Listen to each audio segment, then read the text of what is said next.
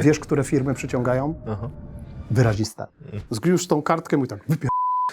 I tam jest tak. Strategia to jest wybór działań, które dają ci największe prawdopodobieństwo realizacji celu długoterminowego. I dzisiaj w strategii najważniejszą rzeczą to jest umiejętność rezygnacji. Jednym z najważniejszych cech CEO, właściciela, menedżera jest selekcja. Nie unikniesz jako właściciel trudnych decyzji. CEO będzie architektem systemu. Musisz zrobić system zarządzania firmą, w której informacje, dane pozwalają ci się adaptować w sposób ciągły. Szybkość dostosowywania się do zmian jest kluczowym parametrem tego, czy ty w ogóle przetrwasz. Czyli szybkość ponad perfekcję i walidacja w czasie rzeczywistym? Tak, tylko moje ustawienia fabryczne nie są takie. Firmy będą coraz mniejsze i wiesz, dramat, który będzie się wykonywał na świecie, nie tylko w Polsce, jest to, że naprawdę pracę będą moim zdaniem znajdować tylko A-players. Jeśli włączyłeś ten odcinek przed pracą, to zatrzymaj się na chwilę i odwołaj dzisiejsze spotkania. Jeśli po pracy, to odwołaj jutrzejsze, bo przed nami, mam nadzieję, dłuższa rozmowa, ale wierzę, że nie będziesz chciał tego przerwać. Niektórzy twierdzą, że najtrudniejsze w biznesie nie jest wymyślenie samej strategii, ale zderzenie jej z rzeczywistością. A z tym człowiekiem zderzenia bywają bardzo mocne. Nasz gość specjalizuje się, odkąd pamiętam, w strategii właśnie, a czymże byłby ten podcast bez takich ludzi? Wierzę, że to jedna z tych kilku osób w Polsce, którzy dzięki absolutnemu poświęceniu się temu tematowi odpowie nam na pytanie, jak się robi strategię, ale tak naprawdę, bo doskonale wie, czym strategia jest, ale co ważniejsze, rozumie, czym absolutnie nie jest. Już mówiłem ostatnio, bo to nasza druga rozmowa na kanale i powtórzę teraz, że to ktoś niezłomny, kto potrafi myśleć odważnie i do jakiegoś czasu myślałem, że z uśmiechem, ale chyba bardziej z wkurwieniem przyjmować ciosy po to, żeby ten gniew przekierować znów w skuteczność. Ostrzegałem cię też wtedy, że po posłuchaniu go zaczniesz powtarzać jego frazy, bo ten facet ma niesamowitą zdolność infekowania umysłów swoim sposobem myślenia i dalej w to wierzę. Mówiłem, że to człowiek z misją, ale dziś powiedziałbym, że to ktoś, kto takie misje tworzy innym. Stabilny w poglądach, ale i otwarty i gotowy do nauki. Twardy, zacięty, bezpośredni, kiedy się z kimś nie zgadza, nawet w fundamentach, ale przy tym momentami niesamowicie empatyczny. Pełny sprzeczności, można by rzec, a może właśnie te cechy jakoś dziwnie wzmacniają się wzajemnie. Nie wiem. Dzisiaj pójdziemy głębiej. Wiemy już, że potrafi budować i skalować biznes, ale dziś spróbujemy rozłożyć na czynniki pierwsze to, jak myśli, czego się boi i gdzie się ostatnio pomylił. Będziemy rozmawiać o strategiach, które na papierze wyglądały jak $1 milion, a w praktyce okazały się lekcją pokory. O tym, jak zarządzać własnym ego, gdy wykresy rosną i jak nie zwariować, gdy jako lider musisz radykalnie zmienić własne twarde poglądy, bo rzeczywistość właśnie powiedziała ci sprawdzam. Oddaję ci naszego gościa, założyciel Lean Passion, zajmujący się transformacjami przedsiębiorstw oraz Sherlock Waste, aplikacji do wprowadzania oddolnych zmian przy okazji zwiększając więź pracowników z firmą, University, który rozwija przedsiębiorców i liderów w abonamencie i innych inicjatyw, o których mam nadzieję zdążymy pogadać. Bezlitosny analityk korporacyjnych absurdów, rozumiejący, że ego może zepsuć nawet najlepszy biznes i, w co nadal głęboko wierzę, po prostu dobry człowiek. Zobaczymy, czy po tej rozmowie ty będziesz mówić jak on, czy może on zacznie wątpić we własne słowa. Radek Drzewiecki. Cześć Radku, dzięki, że jesteś. Dzień dobry, cześć. Dziękuję za zaproszenie. Tak mnie przedstawiłeś, jakbym miał chorobę afektywną dwubiegunową. Coś w tym jest, tak? To jest... Wiesz, Chyba jest takie... CEO powinien mieć, chociaż większość chyba po prostu ma. Tak? Wiesz co, ja się zdiagnozowałem, bo niedawno, od niedawna, a właściwie od dawna mam podejrzenie ADHD, zdiagnozowałem się i tak rzeczywiście pani powiedziała, że mam drugi wynik w historii. O! Tak. I czekam w tej chwili na ostateczne badania i będę pewnie eksperymentował z lekami. Okej. Bo mam przyjaciela, który jest właśnie, leczy się i inny człowiek, nie? A to jest Tak? dość ciężkie życie w tym kontekście. Nie chcę tutaj strzelać żadnych wymówek, natomiast to jest tak, nie? To masz takie wahania, zresztą tak jak dzisiaj wszyscy przedsiębiorcy, nie? Że kiedyś się mówiło, że z jednego dnia na drugi masz, wiesz, że zdobędę świat, wygrywam wszystko, a jest właśnie taka krzywa życia przedsiębiorcy, tak? Taka pół mem, pół prawda, że wygrywasz cały świat, a następnego dnia jesteś po prostu na krawędzi bankructwa, nie? Tak, tak. No pytanie, czy leki na przykład nie zmieniają na tyle człowieka, że może mu obniżają skuteczność, ale z drugiej strony chyba masz rację, wypłaszczanie z tej sinusoidii może być bardzo pozytywne. No też znam kilku ludzi, którzy rzeczywiście się leczą lekami, no i mówią, że jest lepiej. Tak? No, Ale to trzeba pewnie na zależy od pewno człowieka. na sobie zobaczyć. Ja całe życie, wiesz, byłem wychowany tak, że leki to jest zło, ale gdzieś tam, no męczę się z tym właśnie taką zmiennością, tak, bo ona ci dokucza i gdzieś tam z tymi strachami, ale spoko, zobaczymy. 3 lata praktycznie, prawie, odkąd zaczęliśmy gadać o nagraniach i pierwsze nagranie prawie rok temu, bo to był marzec, z tego co pamiętam. Boże, już myślałem, że 3 lata temu. Tak, nie. 3 lata, odkąd zaczęliśmy rozmawiać, bo to rzeczywiście trwało, czyli w ciągu 3 lat 2 rozmowy. Jak ktoś mi powie, że podcast robi się sam, to niech sobie przemyśli. Pytanie, co się zmieniło od naszej ostatniej rozmowy, czy nie wiem, twoje strategie, o których mówiłeś ostatnio, nawet te czy zakulisowe, czy o których mówiłeś publicznie, coś się sprawdziło, coś się nie udało, coś się pozmieniało? Jak to wygląda? Wiesz co, na pewno największa zmiana jest taka, że lada dzień wychodzi moja książka. To jest strategia, która kosztowała mnie bardzo dużo wyrzeczeń. Ja mam ogromne wsparcie w domu, w rodzinie, więc żeby tak ją skonkludować do pewnego tworu, tak, to wyjechałem sobie na prawie miesiąc, a mam wspaniałą żonę, która w tym czasie, wiesz, zajmowała się wszystkim naokoło i byłem w miejscu, gdzie napisałem pierwszą książkę, czyli w Afryce, na Zanzibarze, w tym samym hotelu, bo jestem przesądny, w tym samym domu. I lada dzień właśnie, to jest strategia, wyjdzie na rynek, bo 14 kwietnia dokładnie i z tego też tytułu robimy darmową konferencję. To jest strategia, ten sam tytuł, jakby żeby nikogo nie zmylić. Zapisało się na ten moment, kiedy to nagrywamy, 9 000 osób. Wow. Tak, i mnie namawiano, żeby ta konferencja była za pieniądze, tak, bo taka wiedza. Wiesz, między innymi jest Kuba Swaćba, prezes diagnostyki, który występuje, Maciek Noga, mój wspólnik, jeden z założycieli Pracuj.pl, Maciek Kraus. No ten line-up się zwiększa, na ten moment mamy 23 potwierdzone osoby, panel o AI, panel o longevity, panel o VC, o tym jak zwiększać wartość firmy, żeby fundusze chciały inwestować i w końcu o tym, czy strategia może być długoterminowa w dzisiejszych czasach, 9,5 godzin, a całość podsumuje mój przyjaciel biznesowy Vital Heinen, były trener kadry reprezentacji polskiej siatkówki, tak, mistrz świata z Polską z 2018 roku. I ja mam takie marzenie, żeby polskie firmy nie musiały konkurować ceną, bo to, co się dzisiaj dzieje na świecie, to dzisiaj jest walka cenowa. Dołączyliśmy do Ligi Mistrzów konkurowania, gdzie te firmy zachodnie są przyzwyczajone, a polskie nie, bo żyliśmy w prosperity dość długo, więc widzę, co się dzieje u naszych klientów, widzę, co się dzieje w większości branż dzisiaj, tak naprawdę, bo albo masz szczęście, jesteś w dobrej branży, nie wiem, medyczna, farmaceutyczna, czy też bankowość, albo po prostu jest delikatnie i demokratycznie mówiąc różnie, tak? Także napisałem książkę, organizujemy ogromną konferencję. W tej chwili wszystkie nasze siły są skoncentrowane tutaj i bawimy się z uzupełnieniem strategii o AI, bo od października zeszłego roku uruchomiliśmy skuteczny CEO AI, gdzie mamy w tej chwili 150 właścicieli zarządzających firmami w społeczności budowania właśnie, jak sama nazwa wskazuje, skutecznych firm i daliśmy im technologię CEO AI, która jest taki chief of staff i pozwala im lepiej zarządzać organizacją w sposób efektywny i skuteczny. To są te 2 projekty, które w tej chwili robimy. Oczywiście ja nie jestem też taką osobą, która wszemi wobec opowiada, że wszystko wychodzi, bo uważam, że większość rzeczy nie wychodzi i trzeba cały czas próbować, wiesz, te 2 kroki do przodu, 1 do tyłu albo 2 do przodu i 100 do tyłu. Więc sporo problemów, sporo perturbacji. w tych naszych firmach.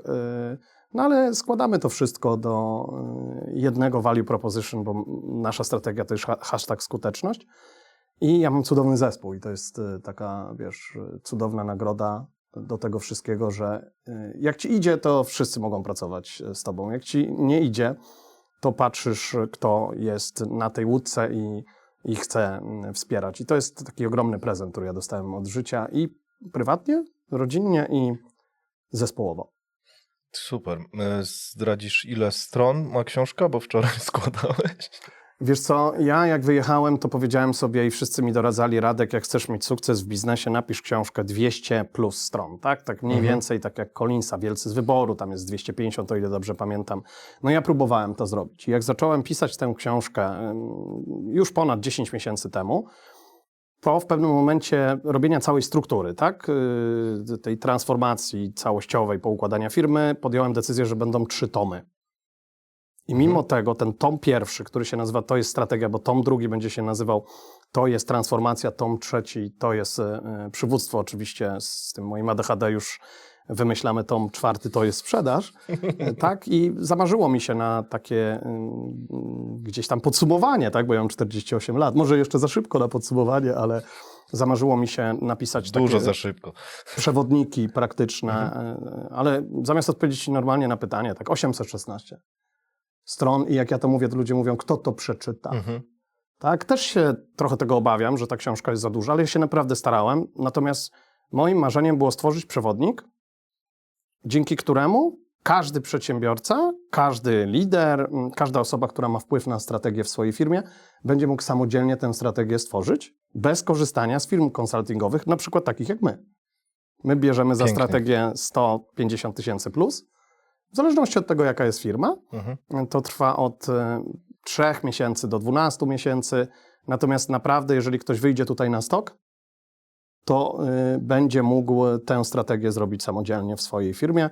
Zwłaszcza, że ja podsumowując książkę, ona ma 5 części, ta książka, i w 4. części ćwiczysz sobie, robisz sobie tę strategię, najpierw robisz analizę stanu obecnego, tak, co dzisiaj masz, czego nie masz, żeby te luki strategiczne odpowiednio wypracować, a następnie robisz strategię i stworzyłem takie narzędzie, autorskie narzędzie, które się nazywa Strategy Excellence Canvas, dzięki czemu podsumujesz wypracowaną strategię na jednej kartce, tak, bo to jest dla mnie bardzo, bardzo istotne, żeby strategia nie była na 70 plus slajdach, gdzie nikt tego nie rozumie, ale żeby to skonkludować. I to jest 4. część, a 5. część, i to jest ewenement, pochwalę się w tej części świata, że udało mi się wspólnie z moim zespołem namówić 4 klientów, żeby podzielili się i mamy case study, takie na kilkadziesiąt stron, 4 case studies, tak? Mamy firmę Diagnostyka, gigant giełdowy, prawda? Mamy firmę Chris Paul, producent bram garażowych, to jest firma średniej wielkości. Mamy firmę AKO, odwodnienia liniowe i mamy firmę MoveOn, to są nieruchomości i są 4 studia przypadków, tak jak na Harvard czy Stanford University, napisane na kilkudziesięciu stronach. Dzięki temu ludzie będą mogli zobaczyć polskie przykłady, bo książki o strategii są pełne przykładów z Doliny Krzemowej. One są bardzo fajne, te przykłady, ale są tak hen daleko, że wiesz, do inspirowania fajnie, a tu chcę pokazać, tak to działa w naszej rzeczywistości biznesowej. To ciekawe. Nie wiem, czy wiesz, ale robimy kanały YouTube, które mają przełożenie na biznes. Możemy też zrobić taki dla ciebie. Tak, dla ciebie. Najprawdopodobniej jako jedyna agencja w Polsce stawiamy na ruch organiczny, czyli nie płacimy za żadne wyświetlenia. Budujemy prawdziwą publikę, a robimy to jako jedyni, bo to podejście jest po prostu trudne. Ale nie boimy się wziąć ownershipu za twój wynik. A co ważniejsze, mamy już dowody, że umiemy to robić i że to podejście po prostu działa. Pokażę ci je osobiście. Nawet jeśli, jak niektórzy z naszych klientów, nie wiesz, czy to zadziała w twoim biznesie, obawiasz się występowania przed kamerą, braku czasu czy pomysłów na tworzenie treści, oceny innych, czy po prostu, że ten projekt będzie tak wymagający, że możesz nie dać rady. Może myślisz, że SEO jest lepszą alternatywą lub nie chcesz robić czegoś, co nie przynosi efektów tu i teraz i nie wiesz, czy da się to przyspieszyć. Ale chcesz mieć przecież solidny dopływ jakościowych klientów. Nie przejmuj się. Mamy proces na te i inne Twoje obawy. Jeśli to dla Ciebie interesujące i chcesz po prostu sprawdzić, bo może sam nie wiesz, czy w Twoim biznesie to zadziała, umów się ze mną na wideokawę, klikając w link w opisie. Potrafię szybko sprawdzić, czy treści wideo pomogą zbudować z czasem stabilne źródło jakościowych klientów dla Ciebie.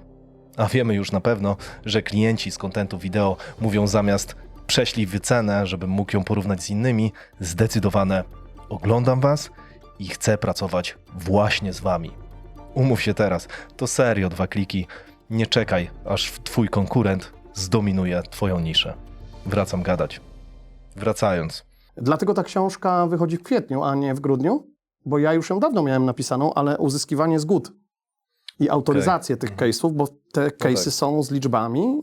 Oczywiście diagnostyka jest spółką giełdową, to masz dostęp do wszystkich liczb, ale te mniejsze firmy, no już nie do końca, tak? Bo wynik rachunku zysków i strat ale opisane jest przewagi, opisany sposób działania i szapoba dla właścicieli i zarządów tych firm, że po prostu się zgodzili, ale to nie było łatwe, tak, żeby ich przekonać. I oprócz tej części poświęconej tym osobnym case study, właśnie w tym stylu napisanym jak Stanford, jak Harvard, to co mówiłem wcześniej, jest cała masa mniejszych przykładów na 1-2 strony w książce, dlatego że jestem praktykiem i chcę pokazywać nie jak strategia działa od strony teoretycznej, tylko właśnie jak podchodzić do samego procesu budowania tej strategii.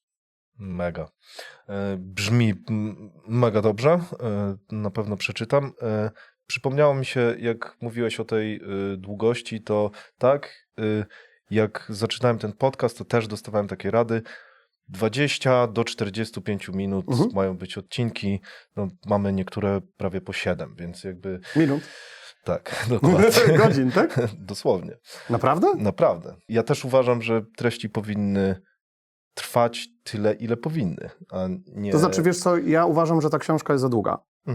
I dlatego ona też jest tak napisana, że możesz ją czytać całą, a możesz przeskoczyć na przykład do 4. części i od razu robić tę strategię, bo ja robię podsumowania z poprzednich rozdziałów, z poprzednich części. Jest 5 dużych części, 20 parę rozdziałów, tak?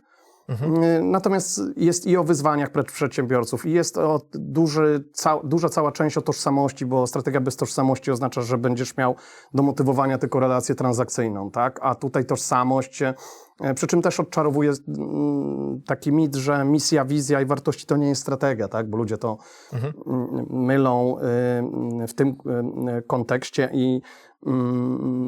i tak jak powiedziałem przed chwilą, zaczynasz od poukładania firmy całościowo, potem przechodzisz przez właśnie ten aspekt DNA, budowania tożsamości organizacji, potem masz strategię rozumianą przez przepływ wartości w firmie, tak, od value potential poprzez value creation, value capture i tak dalej. I w 4. części masz Strategy Excellence Canvas, gdzie pracujesz z tym wszystkim, i 5. to są case studies. Fajnie, powiedziałeś o konferencji, powiedziałeś, że jest za darmo.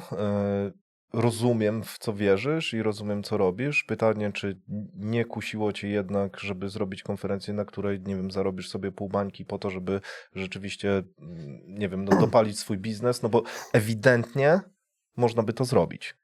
Wiesz co, tak mówiąc uczciwie, my do tej konferencji ze 100 dołożymy.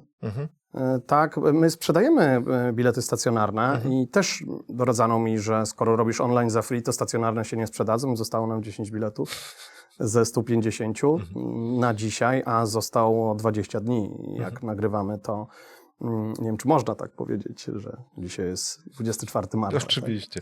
Tak? I Tutaj zostało wszystko nam można. 20 dni i jest 10 sztuk, a my nie chcemy dłużej robić konferencji i to jest taki też networking biznesowy, żeby przedsiębiorcy między sobą porozmawiali. Natomiast nie ma dostępu do nagrań, bo nagrania są tylko dla subskrybentów University i dla tych, co kupili bilet Silver, on jest, o ile dobrze pamiętam, za 500 zł.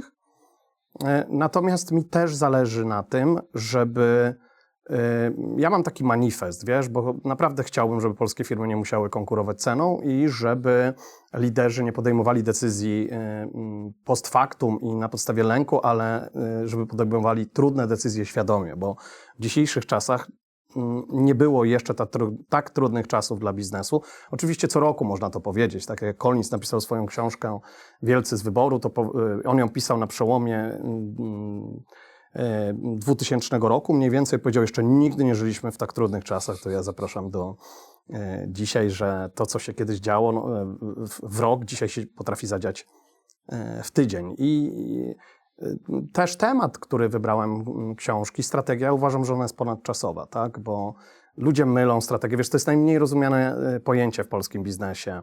Ja często spotykam się z krytyką, że dlaczego ja mówię, że strategia może być dzisiaj na 5-10 lat do przodu, jak świat jest tak zmienny, i to pokazuje, jak jest niewielkie zrozumienie różnicy między strategią a taktyką. Mówiłeś o to wtrącę od razu, bo mówiłeś o konkurowaniu ceną. Z drugiej strony ostatnio na naszej rozmowie powiedziałeś, że w Polsce brakuje firm, które konkurowały ceną dobrze, że jeszcze nie ma takiego przykładu, który mógłby to zrobić dobrze, a trochę się o to prosi, nie? Dlatego chciałem też do tego Znaczy ja się dziwię, ale dziwię się i się nie dziwię, bo jak zrozumiemy genezę funkcjonowania polskich firm na przełomie ostatnich 20 lat, to my jesteśmy wychowani w Eldorado Prosperity, tak? Czyli jak zobaczysz, z uwagi też na gdzieś tam zmianę ustroju, polska gospodarka z wyłączeniem 2009-10, kiedy był kryzys na rynku hipotecznym w Stanach, to się tam odbiło echem. W Stanach był 2008, u nas trochę później. I z wyłączeniem tego i COVID-u dla niektórych branż, tak, my cały czas rośliśmy. I wystarczyło być dobrym, przeciętnym. Wiesz, słowo przeciętny kojarzy się, ma negatywną konotację, ale przeciętny oznacza tak jak inni. Wystarczyło postawić na efektywność biznesu, czyli kumulowałeś swoje pieniądze i swój czas na budowaniu capacity, zdolności produkowania, coraz większej liczby zamówień, tak? Rynek rósł nawet kilkanaście procent rok do roku. I co to spowodowało? Po pierwsze, rzadko która firma na polskim rynku ma wyraźną przewagę konkurencyjną. Tak? Dlatego, że firmy są do siebie szalenie podobne. A po drugie, z uwagi na to, że byliśmy przyzwyczajeni do tego wzrostu, większość polskich firm, żeby nie używać dużego kwantyfikatora, że każda, bo każdej to nie znam, ale zaryzykowałbym, że 99% firm nie ma szans konkurowania kosztowo, dlatego że ma zbyt wysoki stosunek kosztów stałych do kosztów zmiennych. Dlatego, że ten model był przygotowany na wzrost. Tak? A dzisiaj w wielu branżach, branży meblarskiej, branży budowlanej, nie wiem, stolarka okienna, masz takie perturbacje. Większość tych branż, która w Polsce na przykład okna są głównie produktowane na eksport i tam rynek w Europie Zachodniej permanentnie od 2-3 lat spada, bo takim momentum, takim kamieniem milowym była wojna w Ukrainie. Tak? To już mamy bodajże 4. rok chyba. I to spowodowało, że to wszystko poleciało, ale wiesz, trzeba być przygotowanym na to, bo nie jest trudne sterować okrętem na niezburzonym morzu, tak? Dzisiaj jest sztorm tak ogromny, masz tak ogromne fale, masz tak ogromną burzę, że po pierwsze zachowanie spokoju, tak? Bo po drugie trzeba się skoncentrować. Dlatego ja mówię, że strategia to jest wybór działań, które dają ci największe prawdopodobieństwo realizacji celu długoterminowego. I dzisiaj w strategii najważniejszą rzeczą to jest umiejętność rezygnacji. Tak? Bo oprócz tego, że te firmy rosły, każda chciała biec za przychodem, za dynamicznym wzrostem, to spowodowało, że one są strasznie rozproszone. Że nie jesteś... Ja ci powiem, jaką ja mam obserwację. Większość firm, która się zakłada, nie wiem, 10-20 lat temu, ona na początku jest bardzo zdroworozsądkowa, dlatego że budujesz firmę z założeniem jak największej efektywności. I alokujesz czas i pieniądze, to jest najważniejsze zadanie CEO, tam, gdzie liczysz na największe wzrosty i tam, gdzie liczysz na największe prawdopodobieństwo realizacji twoich marzeń, twojej wizji, twojego celu długoterminowego. I z biegiem czasu, biegnąc za wzrostem, podążając za wzrostem, ty zaczynasz robić rzeczy, których normalnie nie powinieneś robić, w których nie masz ekspertyzy, w których jesteś przeciętny. Efekt jest taki, że tam, gdzie zaczynałeś, gdzie byłeś być może wybitny, co spowodowało, że rosłeś i doszedłeś do jakiegoś poziomu, zaczynasz być również przeciętny i w tej twojej korowej przewadze i w tych pozostałych rzeczach zaczynasz konkurować ze wszystkimi. I jeszcze raz, kiedy rynek rośnie, to nie jest żaden problem, bo wszyscy wtedy rosną. Ale kiedy rynek spada, to nawet dobre firmy nie przetrwają. I ja się spodziewam ogromnej fali upadłości, dlatego że możemy spojrzeć to, co się dzieje za granicą. Nie mówię o Stanach, tylko mówię o UK, mówię o Hiszpanii, mówię o największej gospodarce Europy, czyli Niemcy. Jak zobaczysz, to tam są rekordowe upadłości. Tak? Jest bardzo dużo danych na ten temat, że w 2025 roku Wielka Brytania najwięcej upadłości w historii, Hiszpania to samo. Tak? I to nie upadają giganci, tylko upadają firmy, które odpowiadają najbardziej za wzrost PKB i za właśnie wzrost gospodarczy, to jest MŚP. Małe firmy, dlatego że one nie są w stanie wytrzymać presji cenowej, nie są w stanie konkurować na rynku, który się, bardzo mocno zglobalizował. Chińczycy rozpychają się wszędzie. Zobacz, co się stało z branżą automotive. I to jest dzisiaj taka sytuacja konkurowania w okolicznościach przyrody, które w większości przedsiębiorców w Polsce nie znają tych okoliczności przyrody. To znaczy znają, ale ciągle liczą, moim zdaniem, bardzo dużo przedsiębiorców, właścicieli ciągle liczy na zmianę wiatru.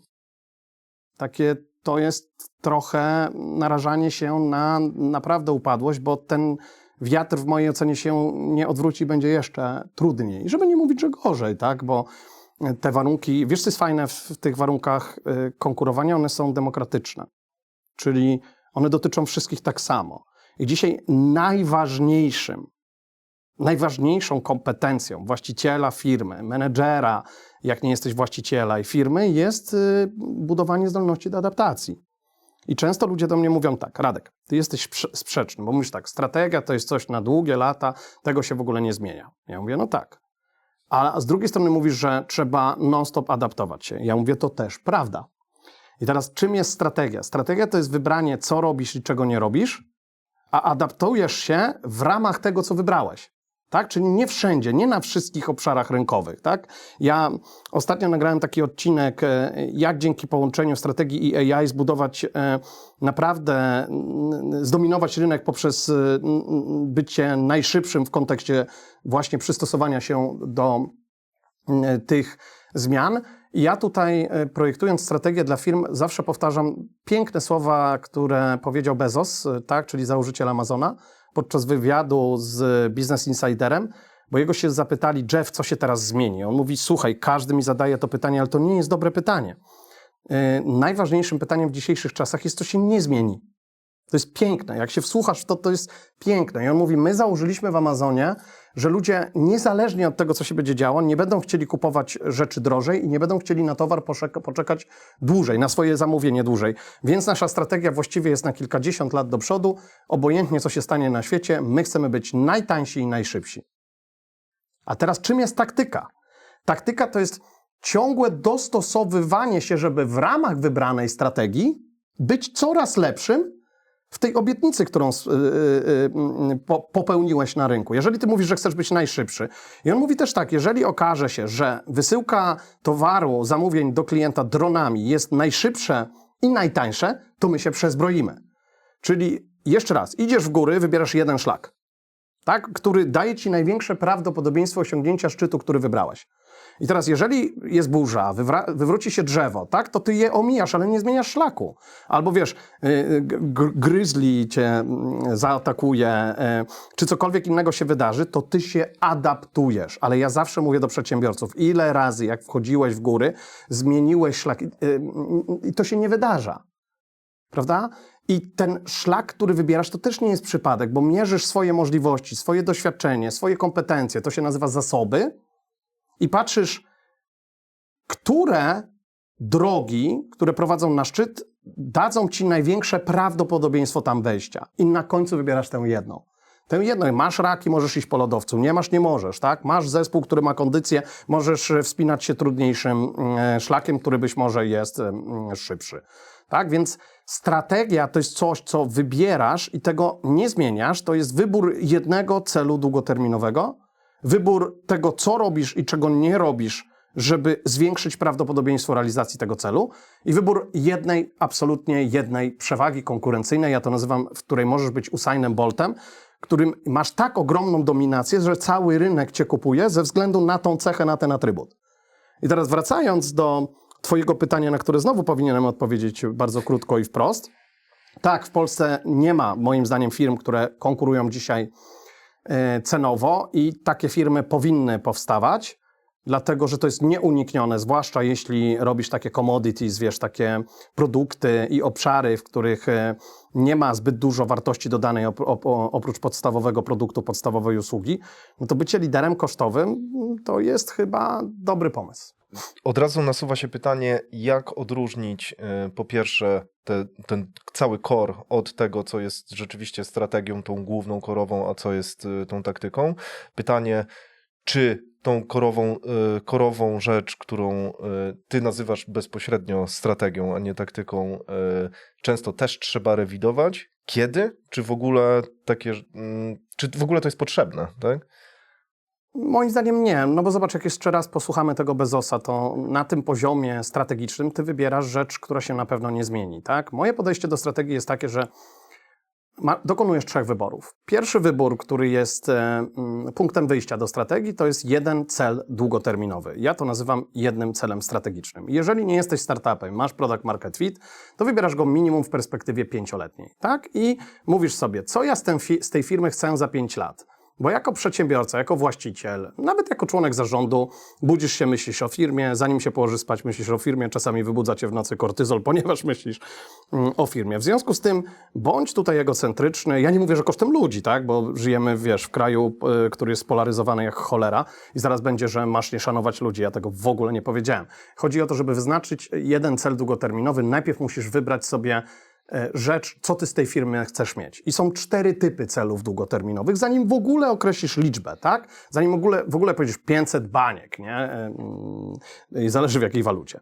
Pierwszy typ celu długoterminowego to jest zysk. Kto wybiera zysk? Ktoś, kto chce spokojnie prowadzić firmę, nie rzuca się, raczej nie chce eksperymentować, ma prawdopodobieństwo sukcesora i chce sobie co roku wypłacać dywidendę, może mniej pracować. Czyli już wiemy, że ta firma będzie spokojniejsza i mniej będzie ryzykować, będzie prawdopodobnie patrzeć na każdą monetę, wiesz, z 2 stron, jak to się mówi. Po przeciwnej stronie jest firma, która chce dynamicznie rosnąć. Masz na przykład właściciela, który mówi, ja chcę zdominować rynek, chcę 10 razy urosnąć w ciągu 5 lat i ja mam takich klientów, to jest firma, która będzie na innym w ogóle biegunie, tak? Bo ona będzie dużo ryzykować, ona będzie dużo eksperymentować, nie będzie się bała wydawać pieniędzy, tak? Bo to jest logiczne. Trzeci typ, który jest coraz częściej wybierany, to jest wartość firmy. Kto wybiera wartość firmy? No ktoś, kto chce firmę sprzedać, ktoś, kto chce wejść na giełdę, ktoś, kto chce pozyskać inwestora i budując wartość firmy, na przykład w biznesach SaaS-owych, technologicznych, niekoniecznie będziesz miał zysk. Ważniejszy będzie dla ciebie wskaźnik liczby abonamentów ARR, czyli Annual Recurring Revenue, czy też MRR i możesz nie mieć w ogóle zysku, ważne, żebyś miał jakiś cashflow. I w końcu 4, który dotyczy tylko i wyłącznie ogromnych firm, które są na bardzo dojrzałym rynku, to jest market share. Tak? I jeżeli wybierzesz ten typ celu długoterminowego, to następnie mówisz, dobra, w 2030 roku chcę mieć EBIT, na przykład wtedy wiadomo, że jesteś skoncentrowany na zysku 10 milionów. I to jest pierwszy wybór w strategii. Drugi wybór to jest wybór, co robisz i czego nie robisz. I tutaj się robi analizę ex post, tak? Czyli patrzysz na to, co dotychczas robiłeś i robisz bardzo kompleksową analizę, co ci działało, a co ci nie działało, bo to jest taki narzut. I powiem ci, Szymon, powiem wam, drodzy słuchacze, że jeżeli tutaj nie zarobisz dużych pieniędzy, to coś jest nie tak.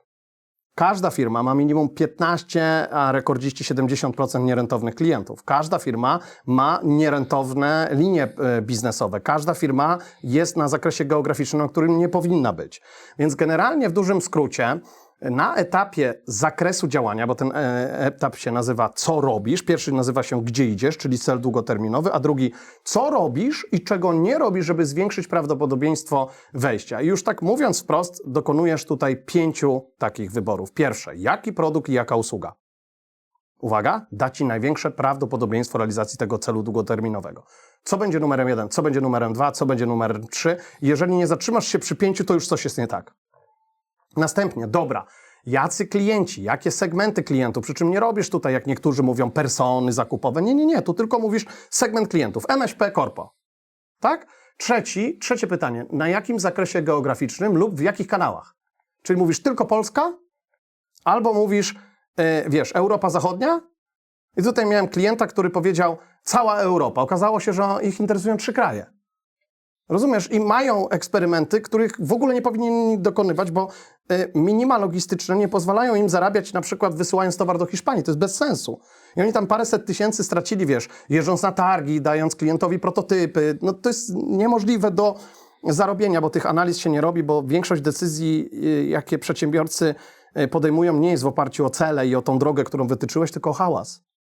O hałas od konkurencji, o hałas od AI, o hałas od twoich handlowców. Wszyscy to robią, to ty też musisz robić, nie? I to jest takie, wiesz, FOMO i wieczny stres. W każdym razie wybrałeś cel długoterminowy, to teraz zadajesz sobie pytanie. Jakie produkty i usługi dają największe prawdopodobieństwo realizacji tego celu? I patrzysz w przeszłość, patrzysz, czy te produkty, które robiłeś, masz zawsze, wiesz, możesz używać tutaj narzędzi, macierzy BCG, właśnie macierzy Ansofa, 5 sił Portera, whatever, tak?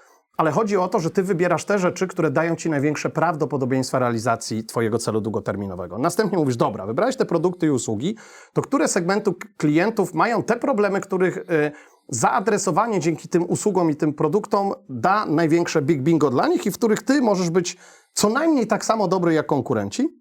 Tak? Następnie jakie zakresy geograficzne? I tutaj nowość, którą 2 lata temu dodałem, 4. pytanie, to przy użyciu jakich technologii? Chodzi o to, żebyś wydawał na te technologie, które zwiększają wartość dla klienta lub ułatwiają mu skorzystanie z wartości, którą dodajesz. I ostatnie pytanie, do którego mało kto dochodzi, my tutaj zamęczamy naszych klientów, czego nie robisz. Czyli dla jakich klientów nie pracujesz, jakich produktów, usług nie robisz, na jakich rynkach nie będziesz działał i jakich technologii nie używasz. I naprawdę najmniejszy zarobek, bo ja pracuję mniej więcej z takich klientów, wiesz, 100 plus, zatrudnionych ludzi, 10 milionów plus, to najmniejszy zarobek na tym etapie to jest kilkaset tysięcy złotych. Po prostu rezygnujesz, tylko to nie jest, że zamykasz oczy, to tak, to nie, tylko wszystkiemu dajesz szansę i walidujesz, dlaczego 3. próba robienia tego samego nie przyniosła ci spodziewanych rezultatów, tak? I w ogóle na tym nie zarabiasz. Jeśli chcesz szybko odzyskać EBIT albo szybko odzyskać płynność finansową, to nie ma łatwiejszego sposobu jak rezygnację z rzeczy, która ci dzisiaj to zabija. Dlatego, że zanim ty zbudujesz nowy lejek, nowy rynek, wiesz, zanim zrobisz powtarzalność CAC, czyli Customer Acquisition Cost, konwersji, czy też lead time'u, to dużo łatwiej jest zawsze działać na bazie kosztowej. I dlatego moi klienci pytają się mnie często, ile ja wydam na tę strategię. My uczciwie mówimy tyle i tyle. Spodziewamy się, że zarobisz jeszcze z $500 000.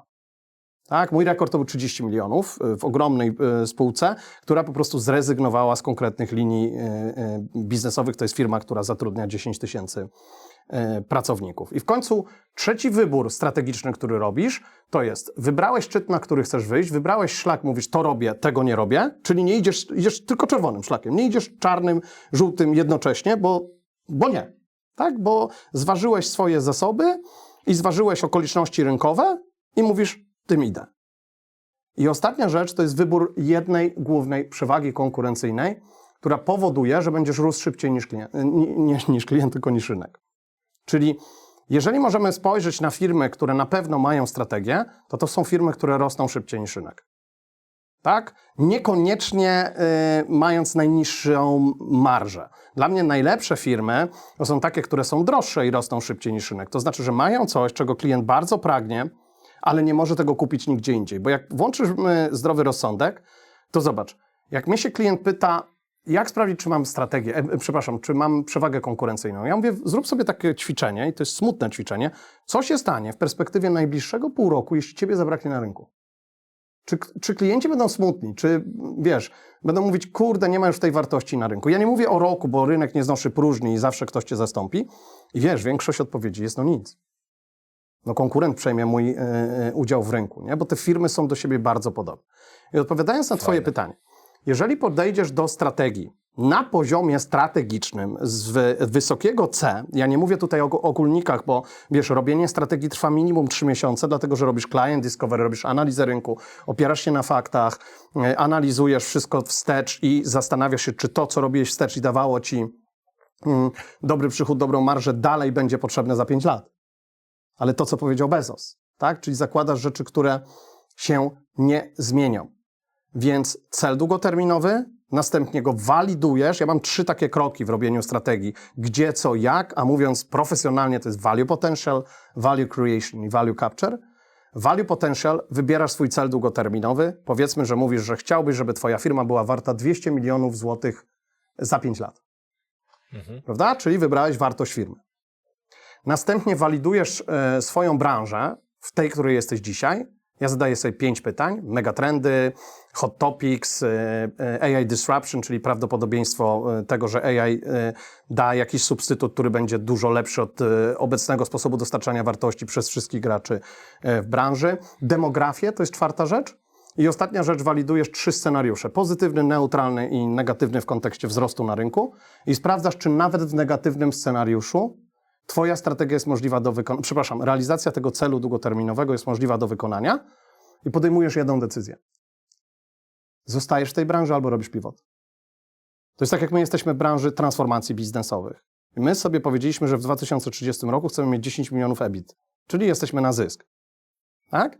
To zadaliśmy sobie pytanie, czy działając w Polsce w tej branży, my możemy zostać i to da nam 10 milionów zysku i da to na spokojnie, dlatego że ta branża jest ogromna i niezależnie od tego, co się zmieni. I teraz zobacz, my będziemy robić digital transformation, tak? Teraz stawiamy dział digital transformation, dlatego że to jest hot topic, ale swojej strategii nie zmieniliśmy, bo naszą główną przewagą konkurencyjną jest to, że mamy dowozić liczbę dla klienta. Czyli mój klient musi widzieć zwrot z inwestycji i wynik naszych transformacji w rachunku zysków i strat. I tłumacząc, czym się różni strategia od transformacji, to moją główną przewagą konkurencyjną Usainem Boltem ma być #skuteczność, a sposób dostarczania tej skuteczności jest uzależniony od tego, co jest na rynku. Jeżeli klient potrzebuje automation, jeżeli klient potrzebuje AI i tak dalej, to my to właśnie zaczynamy robić, ale nie jako firma szkoleniowa, nie jako firma, która opowiada o tym, tylko wdraża AI, ale z nastawieniem na ROI. I o to w tym wszystkim chodzi, że musisz się dopasowywać. I teraz konkludując to wszystko, to zdolność do adaptacji, żyjemy w czasach po raz pierwszy, że AI daje nam możliwość wejścia na poziom zdolności do adaptacji, na którym dotychczas były tylko drużyny sportowe. Tak, bo masz 4 poziomy zdolności do adaptacji. Ja je opisałem w swojej pierwszej książce. Pierwszy, bardzo stereotypowy i stosowany przez 90% firm, to jest takie przekonanie, że żeby coś udoskonalić w firmie, to musisz zatrzymać pracę, zabrać ludzi do sali szkoleniowej i zapytać się, co oni by usprawnili. To jest tak ogromna patologia, że to się w głowie nie mieści, tak? I w ten sposób mówisz, wdrożyliśmy 100 pomysłów w tym roku, a ludzie są zniesmaczeni tym wszystkim, wiesz, bo te pomysły są bardzo często wiadomo z której części ciała, nie? Żeby tutaj nie używać kolokwializmów. Ale to jest w każdym razie model innowacji, zdolności do adaptacji, który ja nazywam systemem on-off improvement, czyli żeby coś udoskonalić, musisz zabrać ludzi od miejsca pracy. Drugi poziom zdolności do adaptacji polega na refleksji daily loop weekly, to jest daily weekly loop, czyli taka pętla, w której poddajesz refleksji swoje wyniki dzienne lub tygodniowe, tak? I wiesz, zanim było tak trudno na rynku, to jak rozmawiałeś z firmami z poziomu usług, że raz na dzień mają zrobić daily, ale nie co u kogo słychać, tylko podsumować, jak za wczoraj mamy wyniki, to oni mówili, człowieku, spadłeś z konia, przecież to jest tylko w firmach produkcyjnych, a dzisiaj wszyscy chcą to robić, bo wiedzą, że szybkość dostosowywania się do zmian jest kluczowym parametrem tego, czy ty w ogóle przetrwasz. Ale to nie jest najwyższy poziom, bo jest jeszcze trzeci, on się nazywa hour by hour. I są firmy głównie produkcyjne i logistyczne, które co godzinę, co 5 minut zespół się spotyka i sprawdza, gdzie jest problem, jak go możemy dzisiaj uniknąć. I w końcu w sporcie trener, który ogląda mecz albo trening, łapie problemy na gorącym uczynku. I dzisiaj dzięki AI, dzięki agentom, dzięki połączeniu pracy pracowników, procesów i właśnie agentom AI i danym, które masz, przecież dzisiaj analizujesz w czasie rzeczywistym, w jaki sposób z twojego produktu korzysta klient. Co się dzieje na liniach produkcyjnych, tak? I możesz wprowadzać korekty automatycznie. Jeśli ufasz agentom, to one same to robią, ale najczęściej dzisiaj jest jeszcze taki poziom human in the loop, że ty, mając informacje na bieżąco, możesz poprawiać się właściwie w nieskończoność, tak? I o to w tym wszystkim chodzi. Z jednej strony strategia, nie zmieniasz kierunku, nie zmieniasz obszaru, dlatego że nie jesteś w stanie wygrywać na więcej niż jednym obszarze, być mistrzem świata tym Usainem Boltem. I jeżeli wybierzesz tę strategię, to zobacz, firmy mają mniej więcej takie same budżety na AI, takie same budżety na doskonalenie. To jeżeli ty się nie skoncentrujesz, mówiąc jednym słowem, strategia jest po to, żeby mieć fokus. Tak? I jeżeli się nie skoncentrujesz, dajmy na to, że masz, nie wiem, 1 000 000 rocznie na AI, na digitalizację twojej firmy, to jeżeli się nie skoncentrujesz, to gdzie będziesz wydawał te pieniądze? Wszędzie. Trochę tu, trochę tam, trochę siam i tak dalej. Ja to nazywam pelican management. Trochę tu, trochę tam, wszędzie sobie posram. Co nie? I wszędzie będziesz miał. AI marketing, AI coś tam i tak dalej, i tak dalej. Ja mam klienta w branży B2B, gdzie przyjechał menedżer ze znanego dzisiaj w Polsce kursu AI, zachwycony, jak wiesz, w miesiącu miodowym i mówi, wprowadzamy boty do obsługi klienta. Problem jest taki, że 100% ich klientów to B2B i średnia wieku 50+, i to są, ja nie chcę nikogo dyskryminować, ludzie w tym wieku też potrafią korzystać z technologii. Ale ostatnią rzeczą, o czym marzy właściciel salonu, który sprzedaje ich produkty, to to, żeby w ramach obsługi klienta gadać z botem. I my zrobiliśmy zupełnie coś odwrotnego. A mianowicie zainwestowaliśmy ogromne pieniądze w najdroższy na rynku dział obsługi klienta, który zrzesza profesjonalistów, ludzi z ogromnym doświadczeniem, z empatią, bardzo dobrych merytorycznie. Czy my wdrożyliśmy AI w tym dziale? Tak. Ale do danych, do knowledge sharing, do centrum zarządzania klientem, do raportowania klienta i tak dalej. Ale rozmawia z klientem absolutnie człowiek i teraz uważaj, to jest branża, która spadła mniej więcej 12% przez ostatnie 2 lata, oni rośli 12%, ponieważ mają mistrzostwo w obsłudze klienta. I już opowiadając nie naokoło, ale właśnie wprost, ten klient powiedział sobie, że chce być top 5 producentów tego produktu w Europie. To jest ich cel długoterminowy. Czyli powiedzieli sobie, w 2030 roku jesteśmy top 5 producentów tego produktu w Europie. Tak, policzyliśmy dokładnie, jaki to musi być przychód, ile to musi być rocznie tego produktu. Wyszło nam powiedzmy 100 000. Tak? Wszyscy rozumieją, że sukces tej firmy w perspektywie 5 lat będzie wtedy, kiedy ona w 2030 roku będzie miała obrót odpowiadający 100 000 tego produktu sprzedanym. Tak? Czyli jak się pewnie domyślacie, jak się domyślasz, to jest cel długoterminowy, który się nazywa dynamiczny wzrost przychodu. Przepraszam. Następnie określiliśmy, co robimy i czego nie robimy, czyli jaki produkt, dla jakiego klienta, na jakim zakresie geograficznym, przy użyciu jakich technologii i czego nie robimy. I następnie na podstawie ponad 500 wywiadów z ich klientami, Client Discovery, oni się dowiedzieli, że najważniejszą rzeczą dla klienta oprócz ceny i jakości tego produktu jest obsługa. W związku z tym ich strategia brzmi: do 2030 roku będziemy top 5 producentów w Europie, tak? Poprzez bycie absolutnie najlepszym w sprzedaży B2B obsłudze klienta. I jak ja pokazuję te case study moim klientom, to oni mówią tak, przecież to jest strasznie przyziemne. Gdzie tu innowacja? Gdzie tu przewaga konkurencyjna? I ja zawsze odpowiadam w sposób taki, wiesz, bezpośredni i z moim takim ironią, że tak bym powiedział, tylko teraz jeszcze trzeba to zrobić. I nie wystarczy wymyślić, wiesz, wszystko już zostało wymyślone 50 lat temu, tylko oni wszystko podporządkowują temu celowi długoterminowemu, tym obszarom, które chcą robić i wyłączają. Zobacz, jak wyłączasz te obszary, których nie chcesz robić, czyli te segmenty rynku, te zakresy geograficzne, te produkty, te technologie i tak dalej, to co się dzieje? Ty kumulujesz pieniądze i gdzie je powinieneś wydać? Tam, gdzie zdecydowałeś, że będziesz grał. I to jest strategia, to jest umiejętność alokacji czasu i pieniędzy, bo to jest najważniejsze zadanie CEO. Jakbym miał sprowadzić zadanie CEO, to nie jest moje, tylko McKinsey'a, do jednego zadania, do jednej roli, to bym powiedział zdecydować, gdzie alokować czas i pieniądze, bo nigdy nie spotkałem żadnej firmy, nawet tych najbogatszych, które ma w nadmiarze tych 2 zasobów. I ty, pozbywając się rzeczy, których nie powinieneś robić, skąd wiesz, czego nie powinieneś robić? To są rzeczy, które nie mają dużego prawdopodobieństwa realizacji twojego celu długoterminowego. Alokujesz czas i pieniądze w te rzeczy, które chcesz robić z tą przewagą, tak, którą chcesz uzyskać. I teraz zobacz.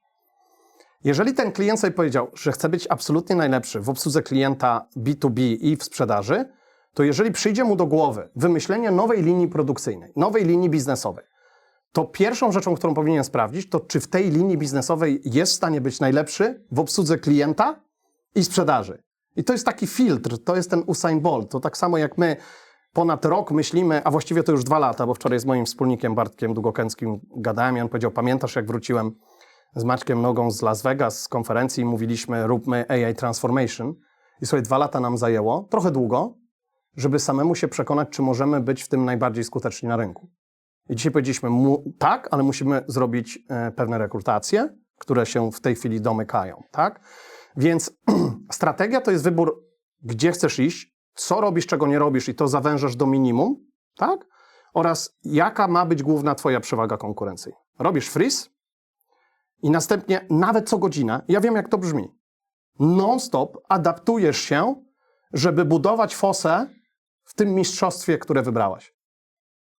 Tak? To jest, wyobraź sobie, że Usain Bolt chciałby jednocześnie być mistrzem świata w zapasach, albo w boksie, albo w skoku wzwyż. Nie, on wybrał tylko i wyłącznie bieganie. I to na krótkich dystansach, ponieważ zważył swoje możliwości i okoliczności przyrody i powiedział, tak, tu będę niekwestionowanym mistrzem. I to jest ta różnica między strategią. Jeżeli to tak zrobisz, tak jak ja powiedziałem, że to brzmienie strategii jest na jednej kartce, to ty jej nie musisz zmieniać.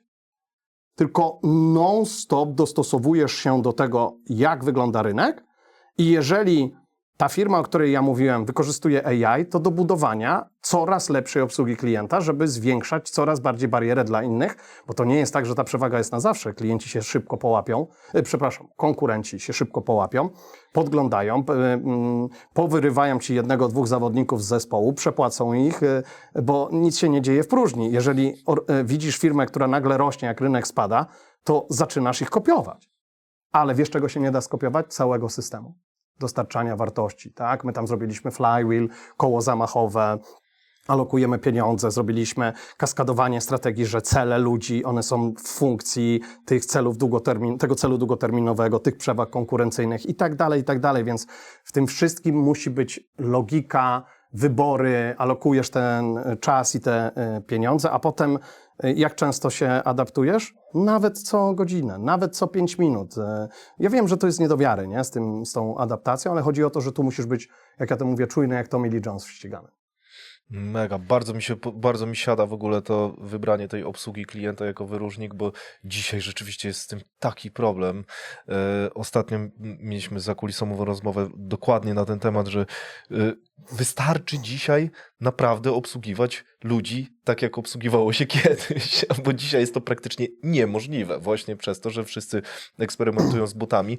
15 czy 20 minut rozmowy z botem o niczym po to, żeby połączył cię z człowiekiem, no po prostu szlak trafia. Nie? Dlatego, że firmy są bardzo silosowane i wiesz, i po pierwsze ludzie się dzisiaj boją, że nie wsiądą do pociągu zwanego AI, to jest ten kontekst. Jest FOMO.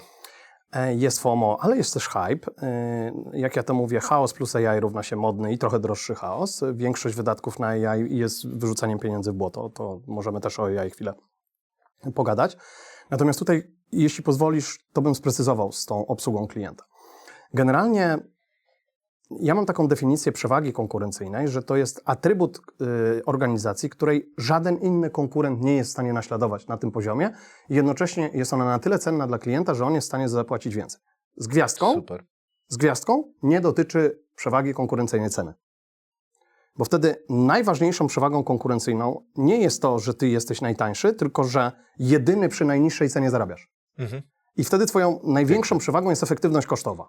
I tutaj takim flagowym przykładem są długopisy BIK. Nie wiem, czy wiesz, ale oni robili kiedyś badania, że ich długopis od strony trwałości jest dłużej pisze niż Montblanc. Widziałeś kiedykolwiek reklamę BIK, który mówi, nasze długopisy piszą dłużej niż Montblanc? Okej. Czyli No nie. Nie, nasze długopisy są najtańsze. Dokładnie. Najtańsze, proste, od lat takie same. Tak. Czyli długopisy, gdzieś tam zapalniczki i maszynki do golenia. Zawsze, wiesz, 1-2 typy, nic więcej. I ta firma od kilkudziesięciu lat ma tę samą strategię. Cokolwiek robimy, ma być wielowolumenowe i ma być najtańsze. Oni jak kupują reklamy w TV czy gdzieś w social mediach, to zawsze kupują dużo na raz. Dlatego, że to jest firma... Pakiet. Tak, i to jest firma, o których też Collins pisał, że masz to koło zamachowe, ten flywheel, że to nie jest tak, że ty masz najniższy jednostkowy koszt wytworzenia produktu, tylko ty cały czas eksperymentujesz i cały czas ten koszt obniżasz. Dlatego, że najlepsze firmy wiedzą, że twoja przewaga konkurencyjna nie jest na zawsze. I teraz często też jak pracuję z klientami, to jest też bolączka, wiesz, nie tylko polskich firm, że dużo znaczy, że bezpiecznie. Albo, że robiąc dużo, ja będę szybciej rósł. Nie? Jak rynek rośnie, to tak. To rzeczywiście to są dwie, wiesz, bo masz coś, czego potrzebuje każdy. Dodatkowo, jak jest popyt na rynku, to każdy sobie troszkę zwiększa ceny. Nie, naprawdę nie znam żadnej firmy, która jest w stanie wygrywać, ale musimy zrozumieć, kim jest ten Usain Bolt. On jak kończył, to reszta zaczynała.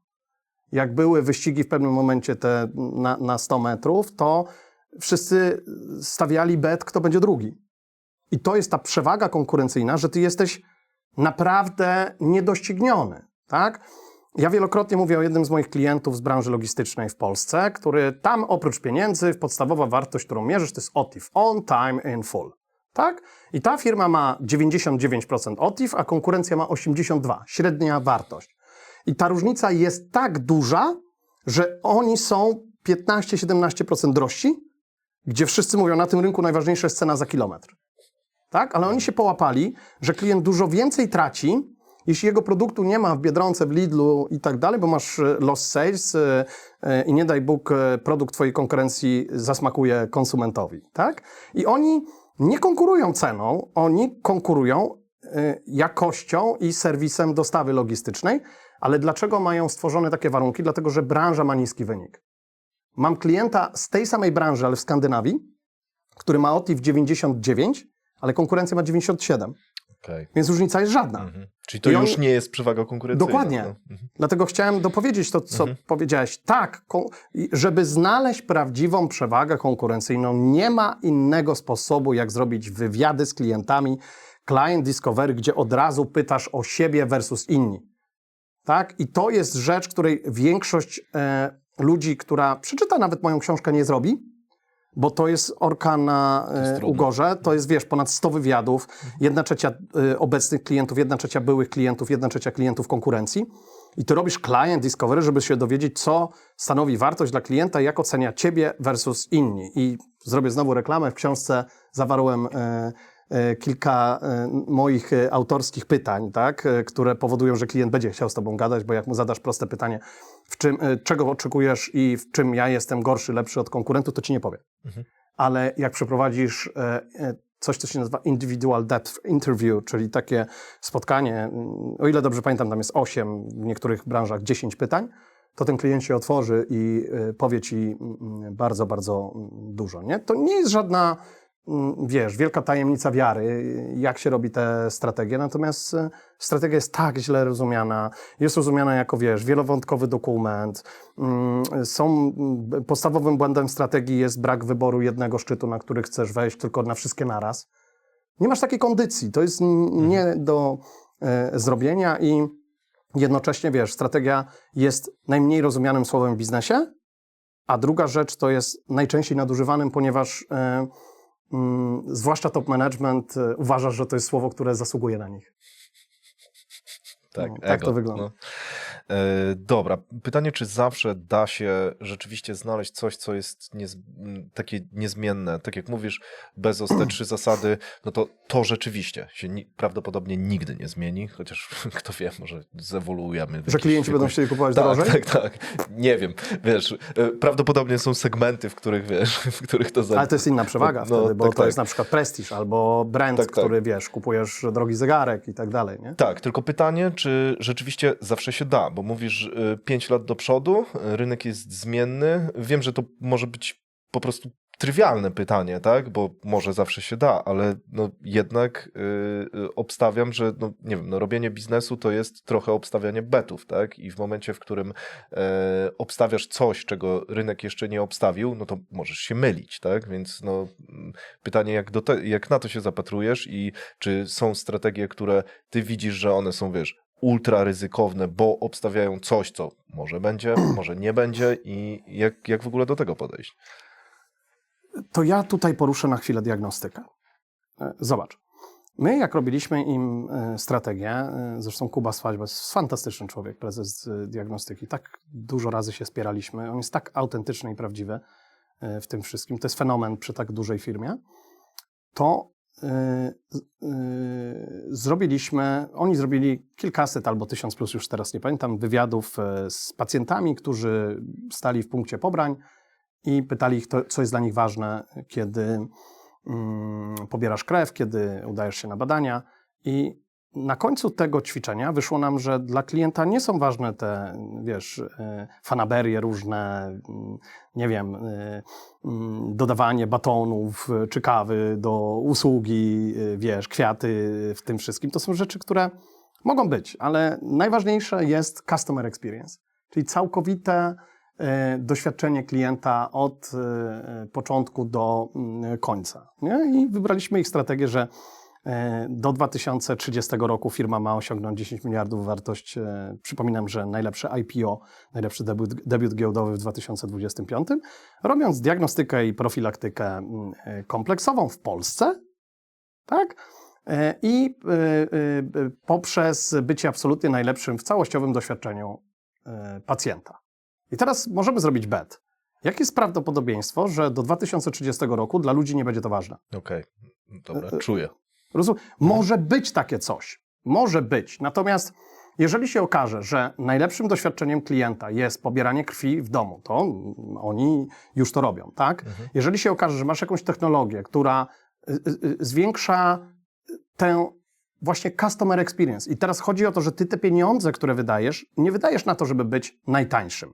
Nie wydajesz na to, żeby mieć najbardziej prestiżowy brand, albo najlepszy marketing na świecie. Tylko wydajesz, żeby osiągnąć, a następnie wzmocnić tę przewagę konkurencyjną. Jeżeli wyjdzie, że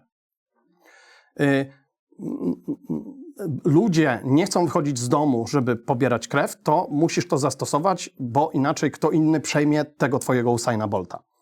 Chodzi mi o to, że strategia jest do wyznaczania ram, w czym masz być mistrzem świata i to są te 3 wybory. Taki cel. Cel jest właściwie parametryzacją twojej wizji. Masz marzenie marzeń, mówisz, nie wiem, 100 baniek wartość firmy, 10 milionów EBIT, mam takiego klienta, który mówi do 2030 roku chcę być 10 razy większy i całą resztę zadajesz pytanie nie, co na 200% da mi to, tylko co daje największe prawdopodobieństwo. Czyli tam jest jakiś bet, natomiast im więcej zrobisz może nie im więcej, im dokładniej zrobisz tę strategię na faktach, nie na opiniach, zrobisz analizę otoczenia konkurencyjnego, zrobisz te megatrendy, czyli megatrendy, wybierasz 3 rzeczy, które w twojej branży naprawdę się nie zmienią. Tak? Na przykład w kontekście diagnostyki my wiemy, że społeczeństwo w Polsce bardzo szybko się starzeje. Że przybywa nam chyba w jednym z największych temp w Europie pokolenia 45+. Że świadomość, że długość życia się zwiększa, tak? Że wydłuża się życie. Więc masz jakieś założenie, że ten rynek będzie rósł. Tak? Plus patrzysz na różne trendy, badania, 3 źródła informacji. My wiemy, że na przykład skoncentrowanie się tej firmy tylko w Polsce daje im możliwość zrobienia 10 miliardów. Co ciekawe, ja bardzo długo rozmawiałem podczas warsztatów z diagnostyką, dlaczego nie robią zwierząt na przykład, bo rynek diagnostyczny zwierząt rośnie bardzo fajnie i jest lepiej marżowy. Nie? Oni powiedzieli nie. I teraz dlaczego? Dlatego, że na tym, na czym się znają, czyli diagnostyka kompleksowa i profilaktyka u ludzi, daje im prawdopodobieństwo 10 miliardów wyceny. To po co robić zwierzęta?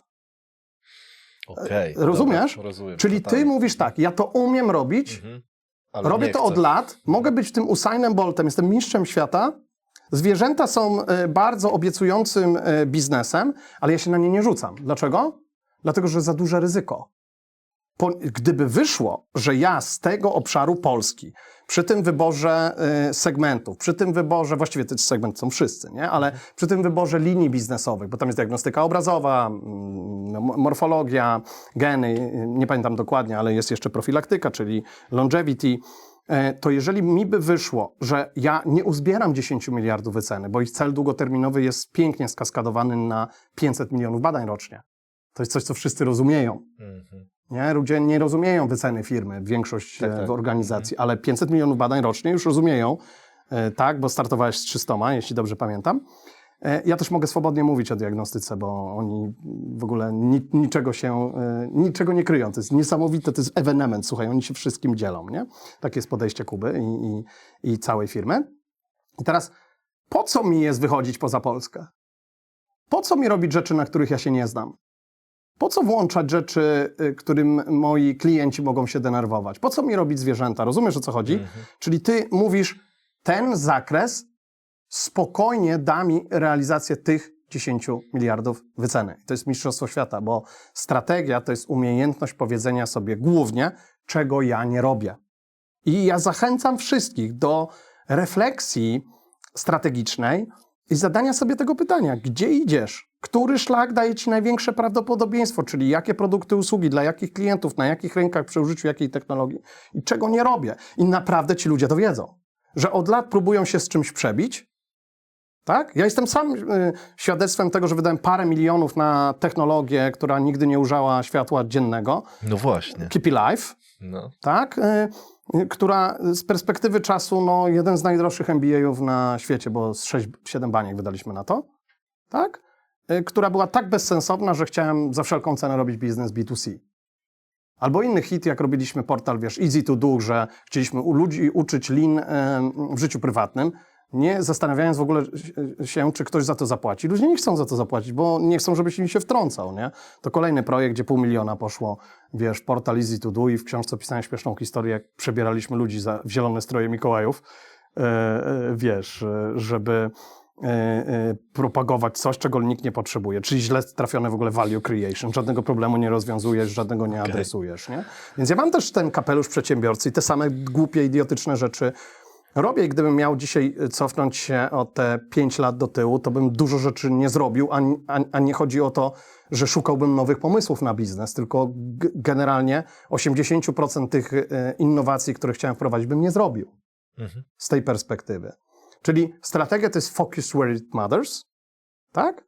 A taktyka to w ramach tego fokusu non-stop się doskonal. Tam wydawaj pieniądze, żeby budować te fosy, te bariery dla twoich konkurentów, bo wszyscy bardzo szybko się połapią i ci sprytni po prostu będą cię w tym kontekście gonić, tak? To jest mistrzostwo świata. Żebyś wiedział, gdzie alokować czas i pieniądze. Czy masz się interesować AI? Jak cholera, to jest obowiązek. To jest 4. rewolucja według Harariego. To zmiecie firmy w takim tempie, że się w głowie nie mieści. Mówię tutaj o firmach usługowych albo w SaaS-ach i tak dalej, i tak dalej. Czy zmiecie też firmy produkcyjne? Tak, dlatego że baza kosztowa będzie się non-stop zmniejszać.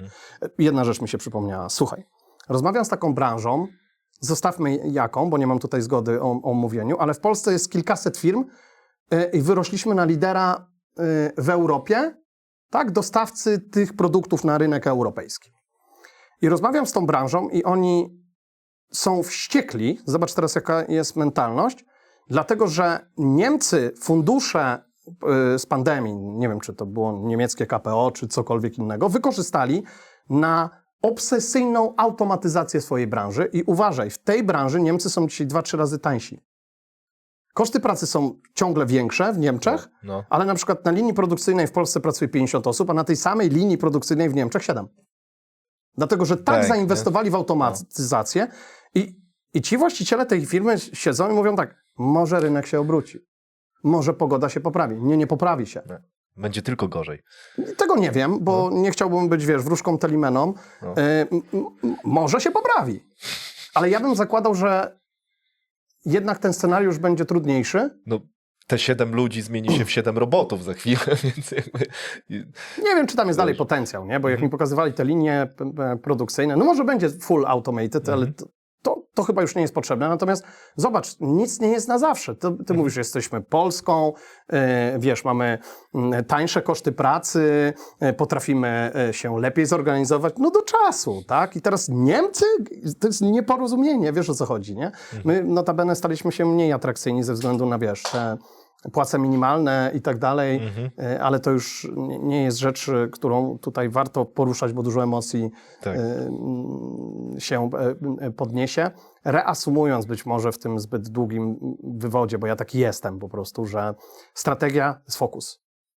Koncentrujesz się tam, gdzie umiesz lub chcesz umieć, bo w strategii też chodzi o luki strategiczne, tak? Czyli czegoś ci brakuje, mówisz, chcę tu być mistrzem świata, ale na przykład brakuje mi tych kompetencji, muszę kogoś zatrudnić. Albo musisz zrobić projekt strategiczny, tak? Natomiast jak już się skoncentrujesz, to musisz zrobić system zarządzania firmą, w której informacje, dane pozwalają ci się adaptować w sposób ciągły. W ogóle ja uważam, też taki bet mogę zrobić, że strasznie się zmieni rola CEO, bo firmy będą coraz mniejsze. Firmy będą coraz mniejsze i wiesz, dramat, który będzie się wykonywał na świecie, nie tylko w Polsce, jest to, że naprawdę pracę będą moim zdaniem znajdować tylko A-players. Tak? Czyli top ludzie. I teraz zobacz, taki dla mnie CEO jest jeden z takich mega trendów, o których mówią dzisiaj ludzie, którzy się lepiej znają na przyszłości niż ja, że CEO będzie architektem systemu. Tam będą kompetencje technologiczne bardzo potrzebne i ty zgrywasz procesy ludzi z agentami. Tak? Czyli ty projektujesz system dostarczania wartości do klienta. Tak? Jasne, że są dzisiaj ci early adapters, którzy dzisiaj mówią Claude cały czas i tak dalej, to pewnie jeszcze trochę potrwa. Natomiast uważam, jestem o tym przekonany, że każda firma będzie musiała się AI-owić, ale niektóre będą jak ten pelikan, wiesz, tu na kurs, tam na kurs i tak dalej. I co my robimy? Wszystko, co inni. Natomiast na końcu dnia ja zadaję pytanie, o ile ci to poprawiło twój cel długoterminowy? O ile spowodowało, że masz więcej marży z dostarczania wartości dla klienta albo lepiej rozumiesz jego problemy i o ile to wzmocniło twoją przewagę konkurencyjną. Na tym to wszystko polega. Czyli strategia plus AI plus niesamowita zdolność do adaptacji dominuje rynek. Piękne. No, tak samo to czuję. Dobra. Wy projektujecie strategię. Wy robicie to z firmami. Wszystko fajnie, firma ma super przemyślaną strategię. Dzięki wam przez, nie wiem, 3 miesiące, rok opracowujecie to wszystko, super badania klientów. No dobra, ale co z wdrożeniem? No bo tak jak mówisz, trzeba to jeszcze zrobić. Pytanie, czy wy wypadacie rzeczywiście z tego kołowrotka i później wdrażajcie sobie sami, czy uczycie rzeczywiście te firmy, jak to zrobić? Z tego, co słyszę, co zawsze mówisz, to mówisz o tym, jak to rzeczywiście zrobić. Pytanie, jak bierzecie udział w tym i czy rzeczywiście uczycie tej adaptacji, no bo tak jak mówisz, ta adaptacja jest kluczowa. Ja też tak uważam, że to powinno ewoluować. Z tego, co słyszę, najlepszych to oni właśnie tak robią. Pytanie, co dalej? Znaczy, my strategię robimy od 7 lat. Tak? My wyrośliśmy z firmy wdrożeniowej i to jest nasz core kompetencji, że po wypracowaniu strategii ją operacjonalizujemy wspólnie z klientem na poziomie run the business i change the business. Tak? Ja jeszcze raz jedną rzecz powiem. Możesz z nas skorzystać, tak jak teraz mamy 3 nowych klientów sprzedanych tylko w marcu na strategię i to jest 150 plus za ticket, każdy. To nie jest tak, że ja tą strategię siadam w domu i ci piszę, tylko moderuję. Tak? I to są spotkania, w których dużo pracy jest po stronie klienta. Tam jest super też ważny change management, bo jednym z podstawowych rzeczy jest to, że nie właściciel przychodzi albo firma doradcza mówi, to jest strategia, tylko musisz uzyskać konsensus top teamu, że oni chcą w tej przygodzie uczestniczyć. Nie? I tam jest najwięcej napierdzielania się. Nie? Tam musisz mieć dane, żeby ludzie, bo z faktami zdrowi ludzie psychicznie nie dyskutują. Ale przechodząc do operacjonalizacji, masz 2 perspektywy, run the business i change the business. Przy okazji ktoś sobie te moje teksty run the business na rynku przywłaszczył, nie? To, wiesz, to też jest bardzo ciekawe, ale dobra, to z takim dystansem. Run the business to jest perspektywa modelu operacyjnego, w którym twoją najważniejszym zadaniem jest budowanie powtarzalności dostarczania wartości dla klienta. I tutaj stosujesz takie narzędzia jak Flywheel Jima Collinsa, jak Smack Recipe, czyli specyficzny, metodyczny i spójny model operacyjny. I to jest ta największa przewaga konkurencyjna i za run the business odpowiedzialni są menedżerowie najniższego szczebla, tak? Brygadziści, liderzy zespołów i ich pracownicy. Dlatego tam musisz ich uczyć takich daily, weekly rutyn. Dlaczego? To nie jest jakaś super odkrywcza, innowacyjna kompetencja, tylko to jest coś, co działa. Tak? Czyli robisz coś, co jest naszym flagowym narzędziem, takim board meeting, spotykasz się raz dziennie lub raz w tygodniu. Uważam, że coraz częściej będzie trzeba to robić codziennie i rozmawiasz po prostu w takim cyklu cel, wynik, problem, przyczyna, rozwiązanie i ludzie przejmują odpowiedzialność za dowożenie biznesu run the business. Ta część Change the Business to jest realizacja tych właściwych projektów strategicznych. Dla mnie projekt to jest coś, co trwa nawet 12 miesięcy albo i dłużej. I to jest projekt, który wynika z takiej fazy, która w operacjonalizacji strategii jest bardzo nagminnie pomijana, a mianowicie zanim zrobisz strategię, tak? Ja mam mój proces, wybaczcie na chwilę, ale cofnę się o 10 kroków. Mój proces układania firmy całościowo to jest, zaczynasz w ogóle nie od strategii, tylko od DNA. Czyli misja, wizja, wartości. Po co? Żebyś przyciągał tych ludzi, których potrzebujesz do firmy. Tak? Bo ludzie oprócz pieniędzy potrzebują emocjonalnego uznania, że to jest ich miejsce. Tak, dlatego trzeba mówić złe rzeczy o swojej firmie na rekrutacjach. Trzeba mówić prawdę, nie będziesz musiał pamiętać, co komu powiedziałeś. Ale żeby się nie rozbiegać tutaj o misji, wizji i wartościach, to jest DNA organizacji, to jest tożsamość po to, żeby mieć sens istnienia i poczucie przynależności ludzi, którzy chcą u ciebie być, bo chcą coś współtworzyć. I jakkolwiek jest to zapomniane w naszej szerokości, długości geograficznej, tak dla ludzi to jest ważne. Ale strategia, tak jak powiedziałem, to jest proces ustalania celu długoterminowego, co robisz, czego nie robisz i głównej przewagi konkurencyjnej. Tak od 3 do 12 miesięcy, jak masz dużą grupę kapitałową i w zależności od tego, ile firma ma danych i co wie o kliencie, a większość nie wie nic. Bo na przełomie ostatnich 2-3 lat nie robiło client discovery. I następnie, zanim to zoperacjonalizujesz, to jest krok, który ja obsesyjnie wdrażam, podejmuję u swoich klientów i ten krok nazywa się dopasowanie strategiczne. I on będzie nowością w mojej książce, dlatego że większość ludzi rzuca się na wdrażanie strategii, myśląc, że to jest teraz realizacja kilkudziesięciu inicjatyw strategicznych, buduje OKR-y i tak dalej. To tak nie działa. Najpierw musisz zrobić coś, co jest tak pod prąd, dlatego że zadajesz sobie takie pytanie. Dobra, masz strategię, wybrałeś cel, zakres i przewagę konkurencyjną i mówisz teraz, gdybyś projektował tę firmę od nowa, to na co byś postawił? I to jest tak cholernie trudne od strony emocji, bo w dopasowaniu strategicznym mam narzędzie zoom out, w którym zadaję ci pytanie, nie masz dzisiaj firmy, na co wydasz pieniądze? I na przykład robisz obszary, mówisz, dobra, sprzedaż, marketing, technologia, operacje i tak dalej. I nagle ci wychodzi na liście 3 działy, których gdybyś robił na nowo firmę, byś nie miał. I to jest dylemat. Wiesz, jak ludzie racjonalizują tutaj, ale wiesz, ja jednak to potrzebuję. Chodzi o to, że przez to ćwiczenie włącza ci się zdrowy rozsądek, bo jeszcze raz, decydujesz, gdzie alokujesz czas i pieniądze. Potem robisz takie ćwiczenie jak PARC, People, Architecture, Routine, Culture, czyli których kompetencji ci brakuje. Jaka struktura organizacyjna najlepiej dowiezie ci tę strategię. Każda struktura jest zła, musisz wybrać tą, która ma najmniejszy negatywny wpływ na twoją firmę. Potem masz rutyny, czyli co powinieneś robić rutynowo, żeby nie musieć pilnować wszystkiego samemu i masz culture, tutaj sprawdzasz, czy opracowana wcześniej misja, wizja i wartości spinają się ze strategią, tak? Bo jeżeli na przykład chcesz być agresywny na rynku, to miej w wartościach odwagę, a nie poczucie bezpieczeństwa na przykład, nie? I to wszystko jest ze sobą spójne. Teraz po co robisz ten krok? Ten krok dopasowania strategicznego robisz po to, żeby znaleźć luki strategiczne.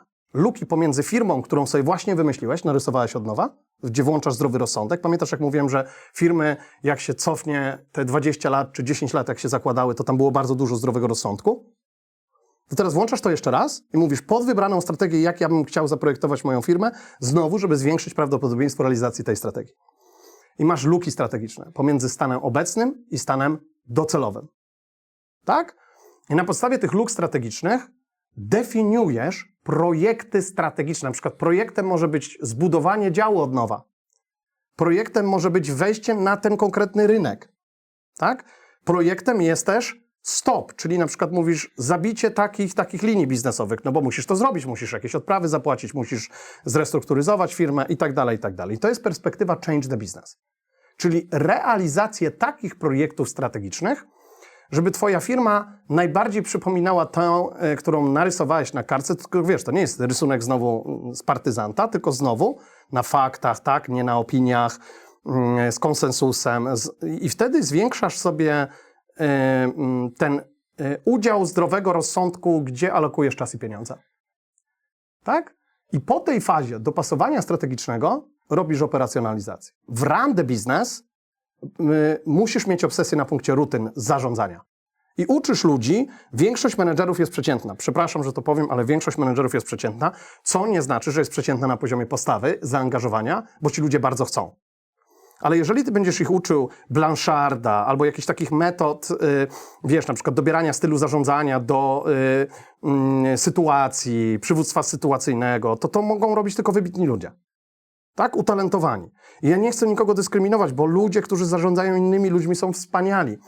Ale chodzi o to, że uczysz ich, my uczymy 6R, board meetingów i podstawowych metod problem solving, żeby razem z zespołami, co zrobili, zbudowali przewidywalność dla klientów. I dostarczanie wartości, tak jak obiecałeś, na poziomie deklaracji strategicznej. Jeżeli powiedziałeś, że będziesz najlepszy w obsłudze klienta, to twoje KPI, twoje cele, bo tam jednym z takich najważniejszych aspektów run the business jest kaskadowanie celu strategicznego, tego długoterminowego, najpierw na cele roczne, a potem na cele minimum tygodniowe dla wszystkich zespołów. I w ten sposób budujesz system naczyń połączonych, które sumarycznie, tu jest bardzo ważne, żeby połączyć silosy ze sobą, nie pozbędziesz się ich fizycznie, tak? Ale żeby ludzie mieli wspólne cele i przekazujesz odpowiedzialność za ten run the business na najniższy szczebel zarządzania i pracowników. Po co? Żeby pozyskać czas na change the business. Tak? Jeżeli ty chcesz wejść na przykład na nowe rynki, to ty musisz mieć czas, żeby je przeanalizować, a nie żeby powiedzieć, dobra, idę do Australii, a wiesz, że to jest bez sensu dla ciebie. I tak wygląda ta perspektywa. Tutaj słusznie trafiłeś, że operacjonalizacja strategii to jest dużo większy wysiłek i to jest never ending story, no bo kiedy ci się skończy ten run the business? I jeżeli mówimy o przeglądach strategicznych, to my je robimy nawet co miesiąc, ale przeglądasz tam, o ile poprawiasz się w run the business i jaki jest status realizacji tych projektów strategicznych i że na przykład one dalej są potrzebne. Tak? I jedną z największych bzdur w strategii jest to, zobacz, jaki jest problem strategiczny? Numer 1. Ludzie tworząc strategię wymyślają kilka do kilkanaście celów długoterminowych. To jest pierwszy, najważniejszy błąd. Dlaczego? Bo jeżeli ty wymyślasz kilka perspektyw, to już wiadomo, że będziesz robił wszystko. Dlaczego? Ponieważ mówisz jeszcze ten obszar, jeszcze ten obszar, jeszcze ten obszar. Ja naprawdę widziałem z 50, nawet więcej plus dokumentów strategicznych robionych przez Wielką Czwórkę czy Wielką Piątkę, to najczęściej to są piękne slajdy, tam jest bardzo dużo know-how, ale tam jest wszystko. Tam jest taki kociołek, gdzie masz i projekty, i procesy, i obszary i tak dalej. Na końcu dnia patrzysz na strategię dwóch konkurentów, oni chcą robić wszystko, bo to jest modne. Tak? Bo klient tego chciał, tak? Żeby robić wszystko. To nawet nie chodzi o klienta, tylko o te firmy. Ja nie chcę nikomu bruździć, tak? Bo uważam, że te firmy duże też dają ogromną wartość. Natomiast na poziomie strategii te strategie są bardzo często generyczne. One są do siebie podobne. Tak? Czy robisz tę branżę, czy tę branżę, mówisz, róbmy wszędzie AI. Ja mówię, róbmy wszędzie AI, bo ja to powiedziałem, tylko ty rób AI, żeby wzmacniać swoją fosę. Ty rób AI, żeby zbierać lepsze dane o rynku, żeby zdecydować, czy na tym rynku masz być. Ty rób AI, żeby dowiadywać się, jak lepiej możesz rozwiązać problemy klienta lub jakie nowe pojawiają się problemy klienta i czy ty chcesz je rozwiązywać. I to jest dzięki AI twoja taktyka i dopasowanie, ta adaptacja jest eksponencjalna, tak? Czyli dostosowujesz się 10, 20, 100 razy nawet szybciej niż inni, ale operacjonalizacja strategii nie powinna być dzisiaj rozumiana jako coś, co zrobisz i wrócisz do normalnej roboty. To jest never ending story. I te najlepsze firmy świata i te najlepsze firmy w Polsce od dawna to zrozumiały, że na przykład dostarczając wartość do klienta na co dzień, najlepiej ułożyć to w mechanizm koła zamachowego, tak? Czyli masz 5 do 7 działań przyczynowo-skutkowych, które nie dość, że powodują, że twoja wartość jest dostarczana w sposób przewidywalny do klienta, to jeszcze za każdym obrotem wzmacniają przewagę. To jest mistrzostwo świata. Tak, czuję to. No dobra, jak rozmawiasz z CEO-sami, którym mówisz, dobra, pokaż mi jak byś zbudował tą firmę od nowa, czy rzeczywiście jesteś w stanie z nimi dojść do tego, dobra, to róbmy? Czy wtedy pojawia się znowu opór, ale wiesz, no tutaj jednak musimy trochę zachować swoją dzisiejszą formę, nie chcemy aż tak się transformować. Wiem, że mogą być problemy na tym polu. Jak bardzo jesteście w tym skuteczni i jak bardzo ty jesteś, wiesz, prącym do przodu, żeby być odważnym, tak? Bo Tak cię czytam. I pytanie, czy ty też w ogóle uczestniczysz bezpośrednio w tych procesach, żeby rzeczywiście popchnąć tych ludzi do tego. Mówiąc uczciwie, to ja się nie mogę tego doczekać. Mhm. Dlatego, że na poziomie strategii tam jest trochę emocji. W ogóle na poziomie strategii trzeba emocje wyłączyć. Jak robisz misję, wizję i wartości, to emocje są bardzo potrzebne, bo to jest serducho, jaką firmę chcesz zbudować. To jest w ogóle misja jest 100 razy trudniejsza od strategii. Ale jak rozmawiamy dzisiaj o strategii, to na poziomie strategii wyłączasz te emocje i fakty. Ktoś mówi, podejmijmy taką decyzję, ja mówię, dlaczego? I bierzesz ex post i ex ante. Czyli sprawdzasz, co ci działało w przeszłości i czy jest szansa, że to będzie potrzebne w przyszłości. Tak mniej więcej to robisz, a i tak większość decyzji podejmujesz na podstawie przeszłości, bo tam są przepiękne dane. Natomiast ten moment tych warsztatów dopasowania strategicznego, on jest cudowny, bo tutaj ludzie się nie spodziewają, co się będzie działo. I tu jest, to wypikasz, nie? Ale to jest napierdalanka. I teraz kiedy to działa? My najczęściej robimy 2-3 zespoły. I warsztatowo dajesz im takie zadanie, killing the company, czyli masz zbudować firmę, która wygra. I oni ze sobą rywalizują. A Polacy uwielbiają rywalizować. To jest taka sztuczka, nie? Trochę manipulacji, Fajne. trochę wywierania wpływu. I to, co jest niesamowite, to dopóki oni myślą, że to jest jakaś gra, są strasznie odważni. Ale potem mówimy, no dobra, to te 3 działy out. I teraz powiem ci, od czego to zależy. CEO nie ma oporu. Tam większość, nie, to mówi go, bo wiesz, większość tych CEO to są wizjonerzy, żeby nie nazywać psychopatami, zdrowymi psychopatami, nie, tak bym powiedział. Problem jest w zespole. No bo jeżeli się okazuje, że twojego działu nie ma. Nagle. I teraz, które firmy to robią, wdrażają? Te, które mają mniej pieniędzy. Tak, bo ci, których stać na to marnotrawstwo takie, czyli masz na przykład obszar, nie wiem, sprzedaży B2C, a chcesz zamknąć biznes B2C, bo on daje ci tylko stratę, nie? Mam takiego klienta, który ma w polityce firmy, która została stworzona z 5 lat temu, że nie wolno sprzedawać do B2C. Z jakiegoś powodu ma kilkuosobowy dział sprzedaży B2C. I teraz my mówimy, kill it, nie? Zamykamy to. Przeliczasz, to nie chodzi o to, żeby tych ludzi wyrzucić na bruk, ale pozwolić im znaleźć pracę z szacunkiem lub jeśli mają dobrą postawę, może do B2B ich przeniesiesz, ale chodzi o to, że ty tego działu nie potrzebujesz. I nagle rozpoczynają się dyskusje, a gdyby, a może, a jeśli i tak dalej, i tak dalej. I tu potrzebujesz twardo stać i powiedzieć, hej, twoją odpowiedzialność, mówisz do CEO, twoją odpowiedzialność, tak, bo ta firma jest twoim, jeżeli masz prywatnego właściciela, to jest dziecko. Zadbać o twoje dziecko. Ja nie mówię, że kosztem tych ludzi. Tak? Ale to dlaczego chcesz wydawać na rzeczy, które powodują, że to dziecko nie może rosnąć? Nie może się rozwijać. Nie może być zdrowe. I może zbankrutować, tak? I to jest trudne. To jest trudne tak jak w sporcie, wiesz, jak masz genialny zespół sportowy, ktoś musi siedzieć na ławie albo ktoś musi z tego zespołu odejść. Natomiast trener ma tak ogromną odpowiedzialność, że jeżeli on nie dowiezie wyniku, to go wymienią. Tak? A tutaj w biznesie, no może ci pójdzie. I wiesz, jak nałożymy na to wszystko, że dotychczas przecież szło i tak dalej, to powiem ci, od czego to zależy. To zależy od urgency, czyli tego, co się dzieje w twojej branży. Zależy od tego, ile masz pieniędzy. Natomiast jeszcze raz chciałem podkreślić, ja raczej nie mam problemu na poziomie właściciela, bo każda firma ma głównodowodzącą albo głównodowodzącego. To jest charyzmatyczna osoba, za którą idą inni ludzie. I na przykład akceptują jej czasami słabsze zachowania.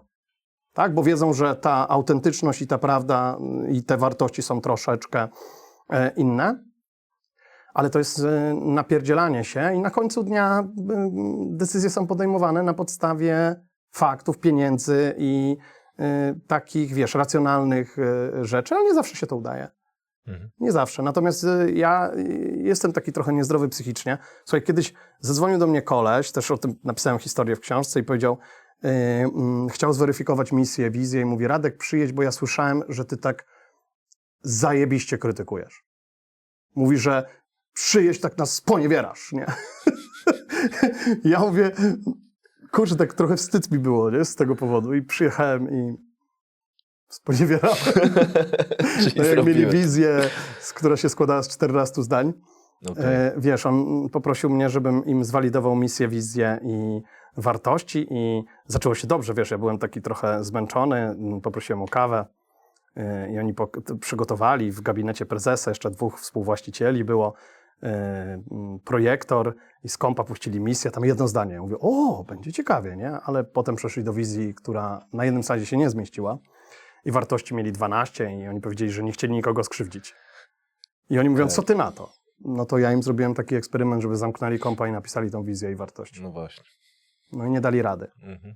Natomiast zostawili to. No to wiesz, nie zawsze się udaje gdzieś tam zmienić, okej. natomiast to nie chodzi o to, żeby na siłę zmieniać. Na końcu dnia musisz dać tej osobie, bo to nie twoja firma jest. Ja zawsze mówię, to nie jest moja firma. Natomiast my jesteśmy dość wyraziści w tym i nie cierpię takiego konsultingu, dobrze ci radzę, zrób jak uważasz, albo konsultingu, w którym, wiesz, jest wiele firm na rynku, które są na piedestale, wiesz, popularności, które po prostu nie dowożą.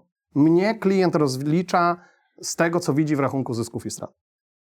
Tak? Ja dlatego też lubię pracować na success fee. Nie 100%, nigdy tak nie pracujemy, ale lubię rozliczać się z realnego wyniku i dlatego zawsze w projektach u nas jest dyrektor finansowy, bo chcemy, żeby było przeliczane na rachunek zysków i strat. No, dzisiejsze czasy to nie jest tylko marketing. Marketing jest bardzo ważny, ale ważne jest, żeby dowodzić, tak? Tak, a marketing niektórych bywa bardzo wyrazisty. Pytanie brzmi, dlaczego egzekucja strategii najczęściej nie działa? Co musi się stać, żeby to się nie udało? I to. No to już mówiłem. Po pierwsze, strategia nie jest strategią, tylko planem róbmy wszystko, będzie dobrze.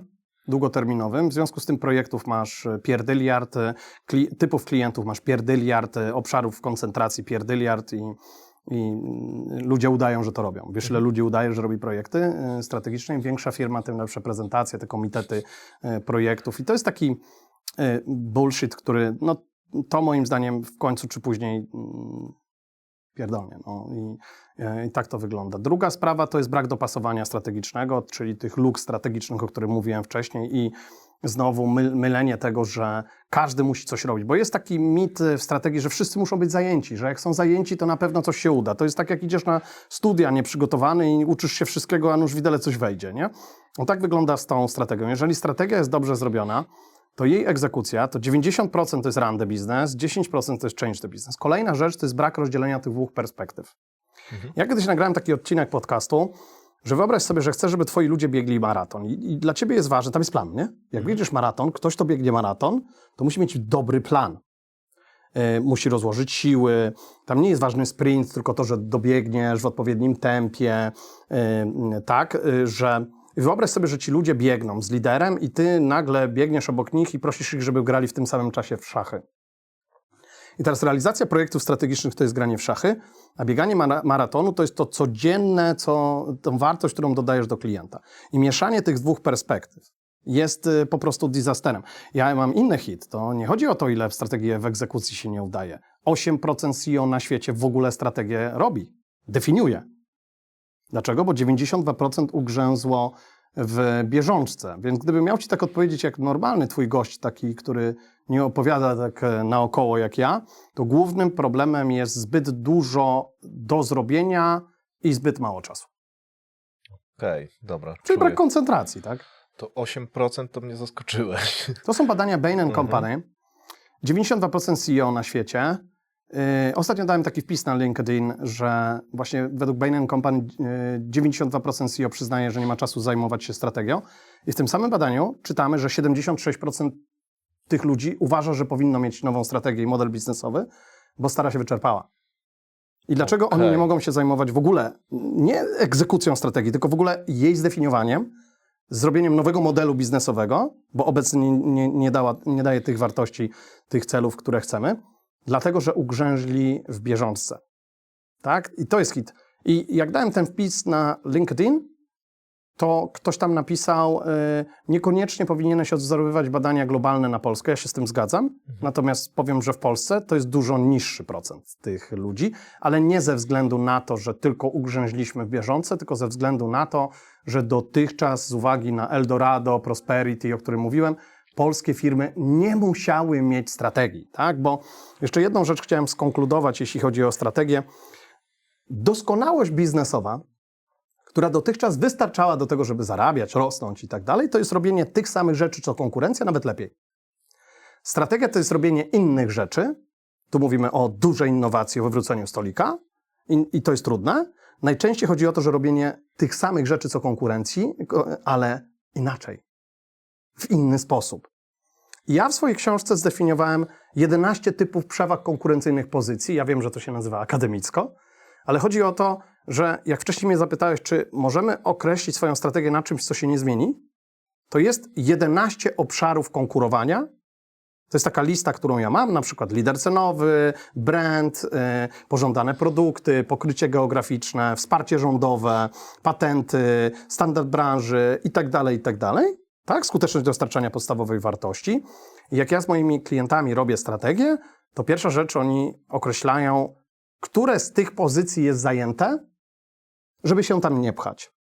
I jeżeli mam klienta, który działa na rynku globalnym, to zdarza mi się w tych tabelach sporo X-ów mieć.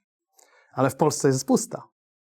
Dlaczego? Bo nikt nie jest wyrazisty w tym kontekście. Więc polscy przedsiębiorcy, polskie firmy w większości, z uwagi na to, że szło, ja się w ogóle nie dziwię, jak ci idzie, to po co masz coś zmieniać?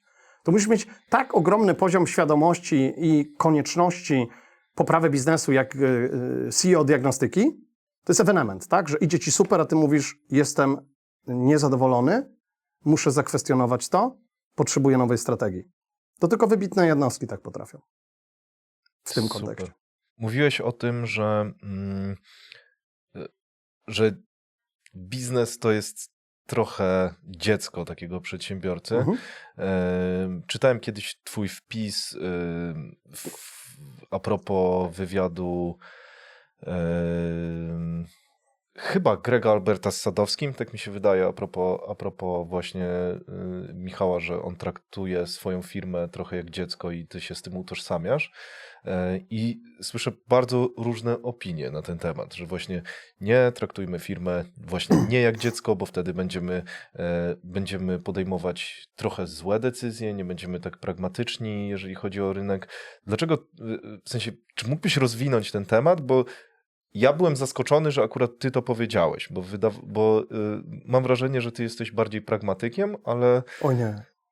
Ale właśnie chyba nie. To taka poza. Ja nie jestem pragmatykiem. Ja mam cudowny zespół, który powoduje, że te moje szaleństwa po pierwsze nie zabijają firmy, a po drugie, że te, które uwierzymy, że mają szansę zastosowania, ja mam zespół, który to cudownie operacjonalizuje. Nie?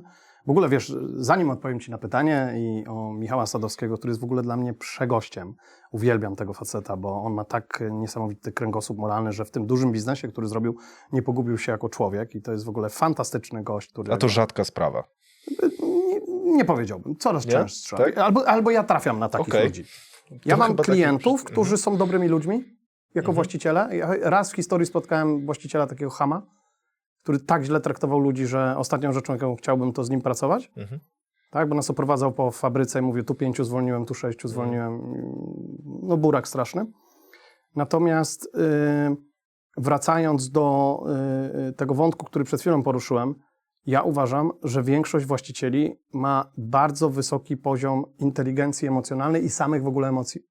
Tak? To najczęściej nie są ludzie, którzy są tacy do końca normalni.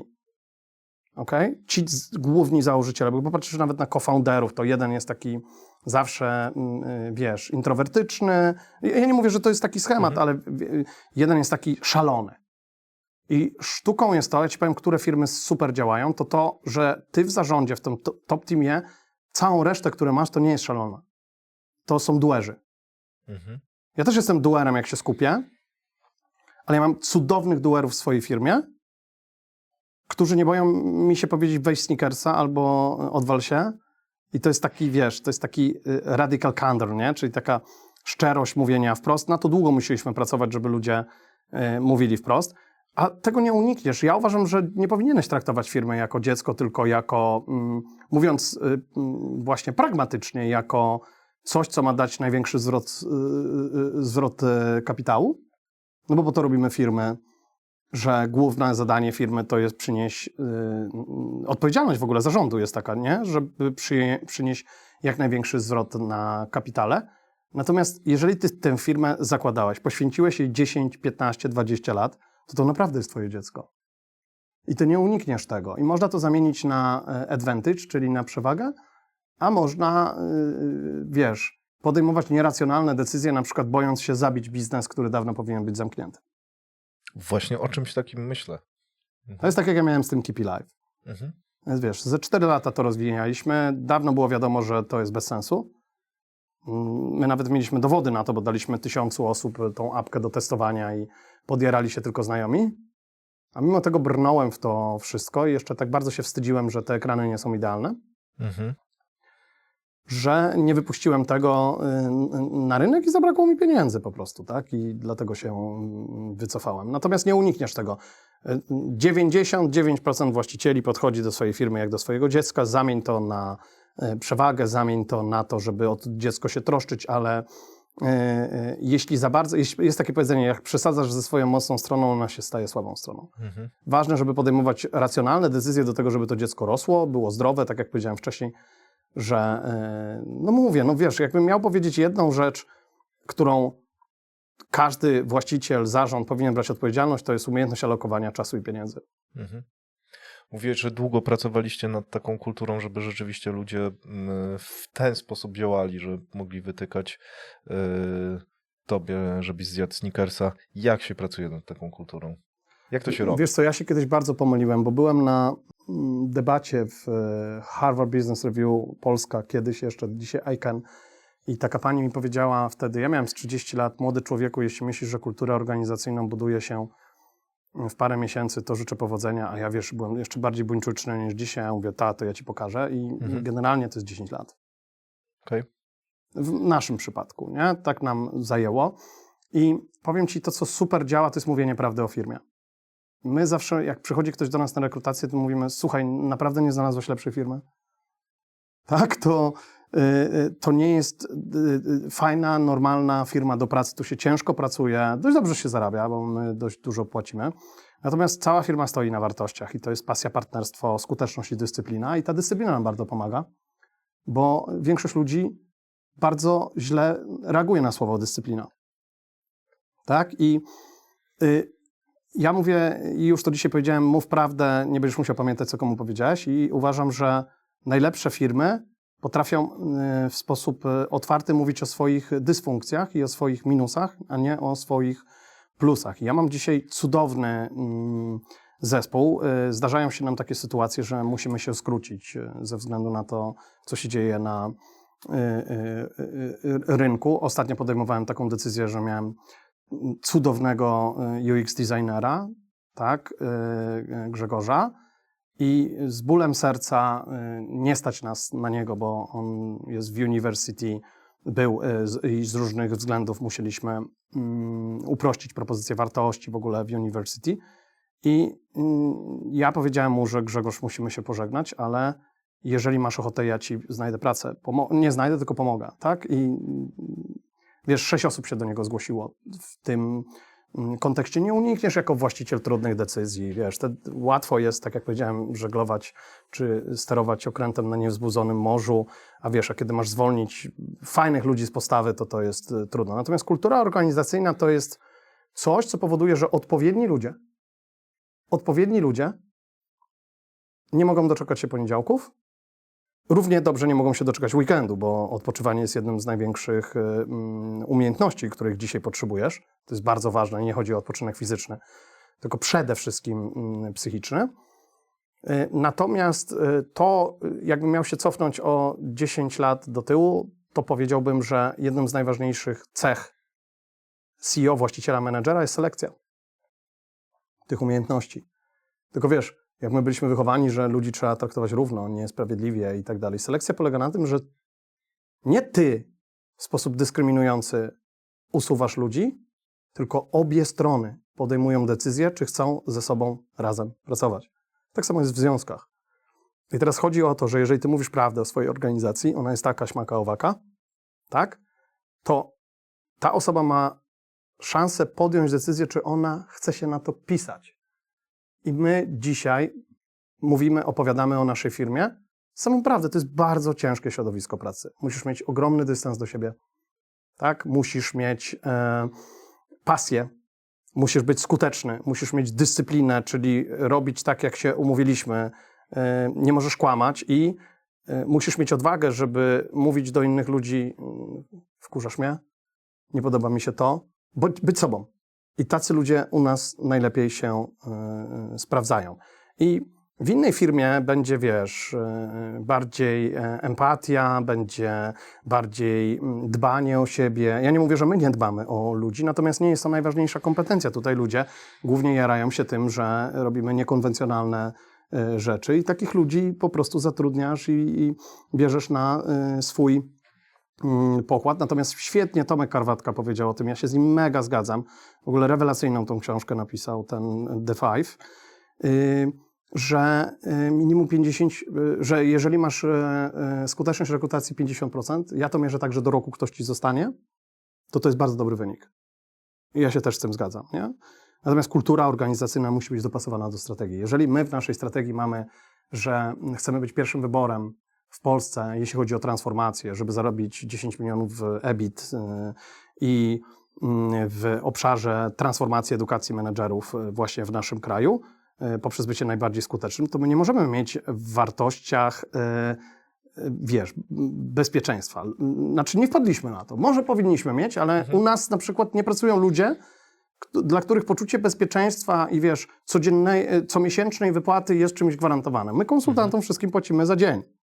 I oni wtedy zarabiają dość dobre pieniądze, ale my potrzebujemy ludzi przedsiębiorczych, ludzi odważnych, ludzi skutecznych, zdyscyplinowanych, ludzi mówiących prawdę i tak dalej, i tak dalej. I to, mówię, nie jest najlepszy przykład organizacji, do której namawiałbym raczej 1 na 10 do nas pasuje niż więcej. Natomiast jestem dumny z tego, bo kiedyś, mówiąc wprost, mówiłem ludziom, przyjdź, będzie fajnie. Pamiętam, jak zatrudniliśmy chłopaka z Deloitte, o Jezu, jaki on był dobry. Naprawdę był tak dobry, młody koleś. Ja mówię, Radek, mi się niedługo rodzi dziecko, ja nie będę mógł jeździć. Ja mówię, spoko, nie będziesz musiał jeździć. Okay. Jeździł 15 dni w miesiącu.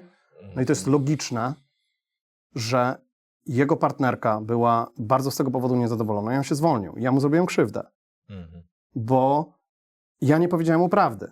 Dlatego, że tak bardzo się na niego napaliłem i mówiłem, dobra, jakoś to będzie. Dzisiaj drugi raz, ja dzisiaj mówię, słuchaj, jesteś 16-20 dni poza domem. Musisz wiedzieć, na co się piszesz. Dlatego ludzie, którzy u nas pracują w konsultingu, w tym doradztwie, powinni mieć poukładaną ten obszar taki, wiesz, że na przykład lubi jeździć ktoś, nie? Tak, no. Prywata zupełnie inna niż standardowa. Ale na rynku się przyjęło, że kiedy o tym mówisz, to jest dyskryminacja. No nie, to nie jest dyskryminacja, tylko stwarzanie szansy na to, że ty z twoim kręgosłupem i pomysłem na biznes zmaczujesz się z tymi ludźmi, którzy akurat takiego miejsca szukają. Albo wiesz, mam klienta, który kiedyś przyjechałem do niego za 10:09, czy tam za 15 na warsztat się zaczynał o 9 i CEO do mnie mówi, ostatni raz. Ja mówię, ty, jestem przed czasem. On mówi, no i co z tego? Przed czasem to jest pół godziny wcześniej u nas. Jesteś nieprzygotowany, teraz kablami będziesz się motał i tak dalej, nie? Ja tak patrzę, wiesz o co chodzi. To jest taki klient, gdzie jak mierzyliśmy NPS co miesiąc naszych transformacji, to zorganizowaliśmy huczną imprezę, bo mniej więcej po roku mieliśmy 0. Wiesz, to jest klient, który był tak niezadowolony wiecznie, z taką ogromną dyscypliną. Ja byłem w ogromnym szoku, mimo że w GE pracowałem, jak w tej firmie, jaka jest tam kultura. I słuchaj, ich branży jest 40% rotacji, oni mają 3. Dlaczego? Bo zatrudniają ludzi, którzy gdyby nie pracowali u nich, to byliby w wojsku. Bo uwielbiają dyscyplinę. I to jest niesamowite w tym wszystkim. Nie? Wow. No. Okej, to myślałem, że powiesz, że jest ogromna rotacja właśnie przez to, że są tak Gdy odlinijki. byłaby ogromna rotacja, gdybyś zatrudniał jak wszyscy na lusterko, nie? Wiesz, jak się zatrudnia na lusterko. Podchodzisz, oddycha, bierze. Ja dzisiaj nawet pokazywałem swoim znajomym, bo mam taką koleżankę, pozdrawiam cię Olga, która mówi do mnie, stary, jesteś najlepszym szefem, jakiego w życiu miałam, nie? I ona jest tak bezpośrednia, wiesz, potrafi mnie opierdolić z góry na dół. I ja mówię, Olga, ty się zastanów, czy to nie jest syndrom sztokholmski, nie? I oglądaliśmy dzisiaj, słuchaj, jest taki, kojarzy WK Dzik? Tak. I oni mają taki film rekrutacyjny, polecam do obejrzenia, jak po prostu mówią pod prąd, nie? Tam jest koleś mówi, wyobrażasz sobie miejsce pracy, w którym wszystkie pomysły są szanowane? Widziałeś to? Nie I gościu przychodzi i mówi tak, panie Robercie, bo ja mam tutaj nową wizualizację dzika, czy może pan dać mi feedback? A on tak ogląda i zgniósł tą kartkę, mówi tak, wypierdolę. I tam jest tak, jeśli szukasz pracy, w której wszyscy będą cię szanować. I dlaczego ja o tym mówię? Wiesz, które firmy przyciągają? Wyraziste. wyraziste. Ja naprawdę pracuję z tymi moimi klientami i u niektórych poczucie bezpieczeństwa jest super ważne, tak? U niektórych szacunek jest ważny wszędzie, żeby było jasne. Tak? U niektórych ta dyscyplina powoduje, u niektórych, wiesz, po prostu ogromne pokłady pasji w tym wszystkim. Więc kultura organizacyjna ma być dopasowana do firmy, ale ma być przede wszystkim dopasowana do strategii tej firmy. A nie, że, wiesz, jest takie, ja nie cierpię w biznesie stereotypów, denerwuję się wtedy strasznie, że ktoś mówi, ale tak się to robi. Ja mówię, no nie. I wiesz, większość rzeczy, które działają, zostały wymyślone 50 lat temu. Tak samo strategia. Są 3 super książki o strategii. Mam nadzieję, że moja będzie 4. Po polsku. Notabene, wiesz, napisałem tą książkę dlatego, że chciałem, żeby była pozycja, która praktycznie mówi o strategii, bo te książki, które traktują o strategii, są strasznie skomplikowane. Nie? Ale ja najwięcej nauczyłem się o strategii ze szkoły Stanford, w której właśnie jest dokąd idziesz, co robisz, czego nie robisz i jak konkurujesz. Fajne. Biznes, który ciągnąłeś, który mówiłeś, że pochłonął kilka baniek. Możemy chwilę o tym porozmawiać? Chcesz w ogóle o tym rozmawiać? Spoko. Fajna lekcja. No, właśnie. Jak to było? Bo ja pamiętam, jak rozmawialiśmy ostatnio, to tak zakulisowo strasznie się tym jarałeś. Bo ja się jaram i to jest ten problem, że dzisiaj trzeba się jarać w sposób kontrolowany, tak bym powiedział. I to, co ci mówiłem wcześniej, ja mam taki zespół, który mówi hold on your horses, zejdź na ziemię. Mam w ogóle takiego wspólnika, Maćka Molczyka, z którym pracujemy 15 lat razem.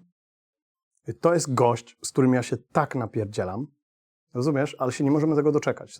Ktoś by powiedział, że to jest, wiesz, taki toksyczny związek, nie? Bo jak niedawno zaprosiliśmy bo my mamy tę społeczność Skuteczny CEO i chcieliśmy im pokazać, jak board meeting robimy, to część była w dużym szoku, jak my na pokazowym board meetingu skakaliśmy sobie trochę do gardeł. I to jaranie się jest trochę niezdrowe, bo tu chodzi o to, żeby te pomysły też walidować, a wiesz, z tym moim ADHD, z tym moim wizjonerstwem, to ja za dużo mam tych pomysłów. No i wymyśliłem sobie kiedyś taką aplikację Keep It Live. To był hit, bo to nie była tylko aplikacja, bo to była też opaska. Mam w biurze 100 sztuk, tak, która mierzyła ci, jak przeżywasz teraz swoje życie i dawała ci feedback, co powinieneś robić, żeby tego spełnienia, tych chwil w swoim życiu mieć więcej. Bo ja całe życie byłem świrem na punkcie lean i powiedziałem sobie, a lean to jest zwiększenie udziału wartości dodanej, czyli cukru w cukrze. I pomyślałem sobie, że jeżeli ludzie będą mierzyć swoje życie w sposób regularnie, to będą mogli to życie poprawiać. I problem był taki, że to chyba było 2015, nie pamiętam wtedy. I za długo ten pomysł nie był walidowany. Dzisiaj jakbym go zrobił, to szybko zrobił MVP na poziomie... No wtedy technologia nie dawała takich możliwości, bo wiesz, aplikacje robiło się natywnie i tak dalej. Dzisiaj bym ten biznes, ten produkt zrobił w pewnie parę dni albo tygodni i wypuściłbym go na rynek i zbierał regularnie feedback. I taka największa porażka, albo lekcja, nie? Ja nie żałuję tych pieniędzy. To było, jeżeli dobrze liczę, około 7 milionów. Kupa kasy. Kupa kasy przez 3-4 lata, tak? Którą rozwijaliśmy wtedy. I ja nie żałuję tych pieniędzy.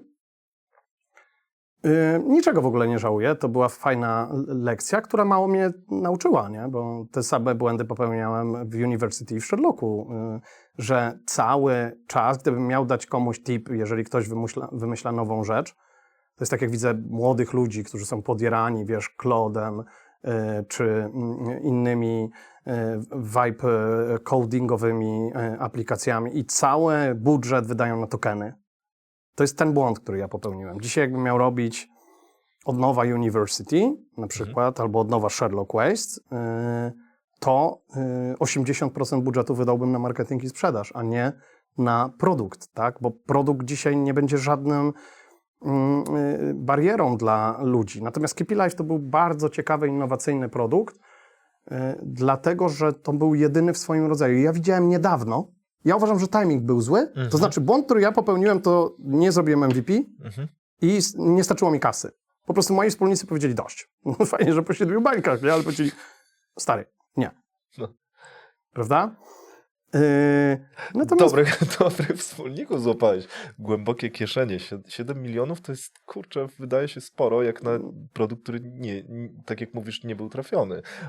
ja nie wiem, czy on nie był trafiony, nie był zwalidowany, tak? Bo on być może by dzisiaj był trafiony, wiesz, ja naprawdę do niego nie wrócę, bo widziałem niedawno aplikację gdzieś w Skandynawii, że właśnie ludzie mierzą, jak im się żyje, nie? My mieliśmy bardzo fajnych wyznawców, że jeden gościu mówi, daj mi tą aplikację, bo ja teraz wyjeżdżam właśnie do innego kraju i chcę się miesiąc pomierzyć w Polsce i miesiąc tam, bo on co chwilę się ciebie pytał, jak ci się teraz żyje od minus 100 do 100. I wiesz, jak ja o tym opowiadam, to wydaje się, że to jest fajny pomysł. Bo chcieliśmy, żeby ludzie nie żyli bez refleksji. Natomiast ja się tak nie znam na biznesie B2C, że drugi pomysł, którym wymyśliłem z tym Easy to Do, z tymi Mikołajami, to był w ogóle hit, bo wyobraź sobie, że kazałem swoim pracownikom, i wspólnikom nagrywać filmy, jak oszczędzać czas w domu i pamiętam Bartka Rodewskiego, który po prostu jest moim przyjacielem, który tak bardzo nie chciał tego robić i wiesz, za wszelką cenę nagrał taki film, że zamiast normalnie obierasz banana, to go łamał na pół i go wyciskał. Tak.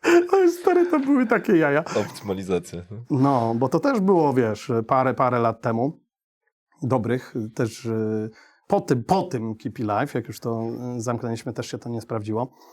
I to jest, wiesz, to jest tak jak w strategii dzisiaj. Gdybym miał tę wiedzę, którą mam dzisiaj, to dowiedziałbym się, czy to, co chcę robić, rozwiązuje problem klienta albo adresuje jego jobs to be done. A to jest, wiesz, taka podjarka, rzucanie się, brak koncentracji do tego wszystkiego. Natomiast, no, fajna lekcja, bądź co bądź, nie?